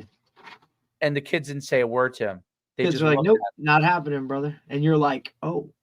And the first play, they ran a play, and we had a 300-pound center and nose guard, and he went play at Columbia. But he was kind of notoriously he was just talented. He wasn't the toughest guy, Derek. He ended up packing in after 2 years because he really wanted to really hang out and just be a smart kid. Yeah. But he was so big. He was 6'4", 305, and was an athlete. He was one of the kids that wouldn't talk to the assistants, which was shocking, by the way, from him, because he wasn't that kind of kid. You're like, wow, this is out of friendly character. kid. He was a teddy bear. Okay. Yeah. Dude, the first play, he blew over their center and tackled the guy in the backfield for a 3-yard loss. And I looked to our assistants, and I'm like, oh, we're a different team this year. This is a different team. Now it didn't mean we're gonna win. It went back and forth. They were rolling points, we were scoring, and then in overtime, the kid who transferred in from Bergen Catholic to us in the year before, he had to sit out a year of ineligible. And he was from Bergen Catholic, and in overtime they threw a pass. He was a safety. He picked it off, took it to the house. Nice. And that one, I was like, you know what? It's not gonna be easy, but I was like, shoot, these kids at least they kind of get it. You don't give up. They understood. Do not give up. And that not easy is what prepares you to win, right now. If you're still playing right now, all those kids, they understand, dude, we can't have penalties. We got to play clean. Everything is tight. They get it. But they're comfortable being in those situations. That's why, if you're a constant, a playoff team, dude, you're going to, you know what I mean? You're used to it. You're used to it. That's how I felt we were. Every time we got in the playoffs, it wasn't look, remember, I always tell you this, right? Preseason, it's August. Everybody's got the poster, right? Of the seniors, the schedule, the whole thing. When you look towards the end of that season, if it says consolation game, you know what you're working with. The schools that win, NJSIAA round 1, NJSIAA round 2, state championship. The date is on there because that's the expectation. It's not a fucking consolation game. Yeah, that's absurd. I don't know how That's how I always used to gauge schools. I'm like, oh, we're good. I hated the consolation game. And it was funny. The first year I walked over to our AD and they knew, like, even though we were horrible that year, we were 2-7. And I come out of like I might've been our 7th or 8th game. And I walked off the field. I was just disgusted. And I said, cancel the consolation game. Well, sometimes that's the best move. Right. And he's like, really? He's like, we've never done that. I said, cancel it. I said, we're never moving forward. Yep. If this can be now, with the team that was 4-6, okay, once we came back from JV, I was happy to have those kids to have consolation games until they got to the point, till they were better, because I would say, this is not where we want to be. I said, but this is something. But you're making progress. And I said, but I knew the team that went to the state, they were not going to accept the console. If they ended up being a bad team, like that team, they would have just ended the season and went home, because they knew that they were not gonna, that wasn't gonna happen. But it's interesting, the psyche of all of it, like the psychological part of all of it, and like managing it. But you're right, winning begets winning, and it's just a matter of whether you're a championship team or not. But you're expecting to be there, and in close, like when you're a good team, is you're winning most of your close games when you're a good team. Right. When you're a great team, you're probably winning 9 out of 10 of your close games. Yeah. Okay. When you're a championship team, you win all your close games. All 100%. Of them. And that's like, you don't know what year, like if you're always good, like if you're always a playoff team, you're like, okay, we're either good, great, or exceptional. You don't know yet where you are. But you'll know by when you get in those close games. You know what I mean? Like, and I think that's why schedule-wise, you need to play tough teams so you can figure that out in the regular season. That way, when you get to the playoffs, it's like, all right, we're going to be all right. You know what I mean? At least.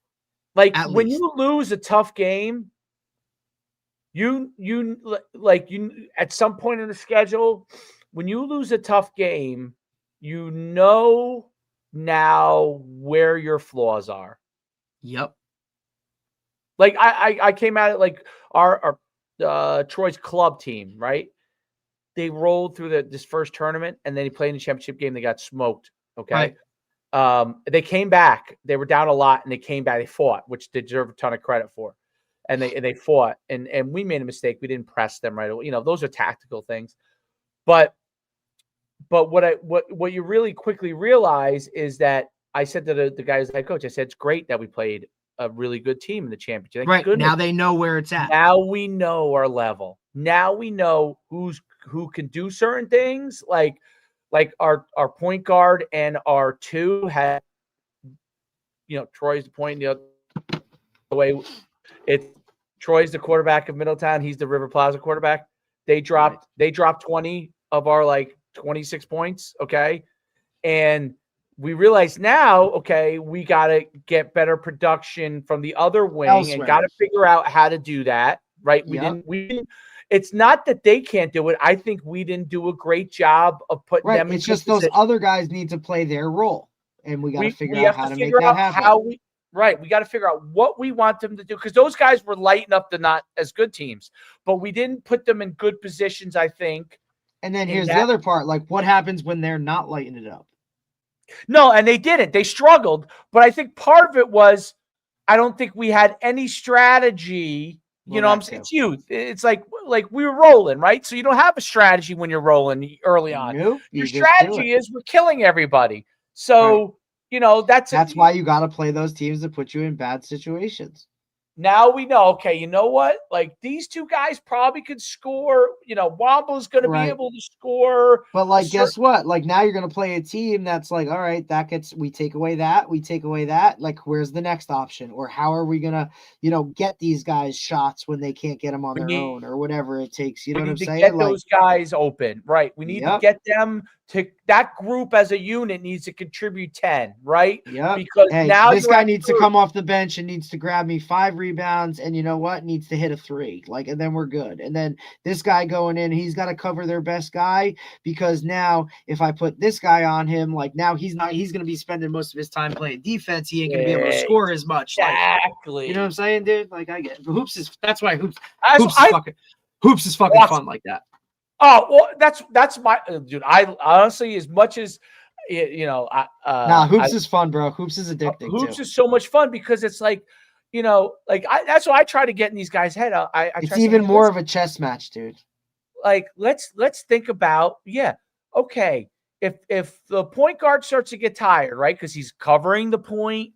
That's hard. That's why Michael Jordan was great. That's why Michael Jordan was better than LeBron, because he played fucking defense. You exactly. So do we need to at some point say, okay, let's swap the 1 and the 2 for a couple of possessions? Yep. Right. Get him a So break. So he gets he's still in there, but he gets a little break. Do we have a guy that could take him out and not all of a sudden turn over the ball? Absolutely. And then all of a sudden now all the momentum swings the other direction. Like, hey, there's a minute left in the half. Can I take him out and still be okay? Right? Where they're not going to go on a fucking quick 6-point swing. Absolutely. And I think those are the cool things. I think that's what makes hoops cool, dude. Like, that's where the assistant coach role plays such an awesome, fun thing, because like, hey man, you're responsible for subs, and it's like, all right, dude, here we go. Like, hey, you got to go in, grab me get 2 steals, 5 rebounds, and knock down and get a putback, and we're good. Or hey, get in there, lock that guy down, and then you know what, like, hit these 2 free throws, like, and we're good. And then in and out. Like, I always loved that part of hoops. Hoops is fun. It's like it really and I love it. That's what I love about it being a football guy is I love to me like, dude, the schematics of it and all that shit. Schematics. The offensive and defensive part, like I like the defense. The defensive part's the best, bro. Because look, if I can shut that guy down, like, that's amazing. You know what I mean? Like, if I can shut this dude down, like, let's go. You know what I'm saying? Like, that to me is so amazing. We need to put a different guy on the point. Absolutely. Even though one guy brings up the ball, does he need to be somewhere else on D? Correct. Because do we need just because he's the best? Like, you know what I mean? Like, look, I'll take handler. Even though he's the ball hand, like, now look, your ball hand, like, it doesn't have to be a scorer, right? It has to be a guy that can control the pace and understand, like, all right, we got to push it here, we got to pull it back here, like, set the whole thing up and kind of go. Like, dude, I love that shit. That's the most awesome thing about, like, hoops is like one of those sports now that I'm in it that I'm like, oh man, dude, it's the best. Like, I wish I coached it when I was like a young coach, because I would have loved coaching it. Like, I might have gone a bit of hoops coach, dude. Dude, like, this is awesome. You're gonna start to see this, dude. Like, Shore Sports Insider just put out all this stuff. Like, it's just funny. Our guys are everywhere. Like, Jameer Lane Bailey from Red Bank, co-defensive player of the year. Joey Davis, player of the year.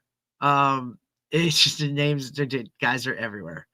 We have to jump on Instagram and start posting it all. Gonna have to start posting all this stuff to see like how many of our beast guys are everywhere. I mean, shit, we got freaking guys in college that are, New England players of the year, for Christ's sakes. Oh, I know. And you know what the great thing about what we do, which I think we've been true on, which costs us players a lot, but we're true on it, is like, hey man, like we know we're just a part of it. Like, we want you to come and compete, have a good time, get after it, and go back to your team. Like, yep, that's it. That you know what I mean? Like, do we want to win when we're there? Absolutely. Do we want you to compete to your best ability? But we're not. But the winning will not sacrifice. Like, yeah, exactly. We don't want you married to. We also, if you run track, go run track. Like Fauzan, we would only have him for half the thing, because he'd be running track, dude.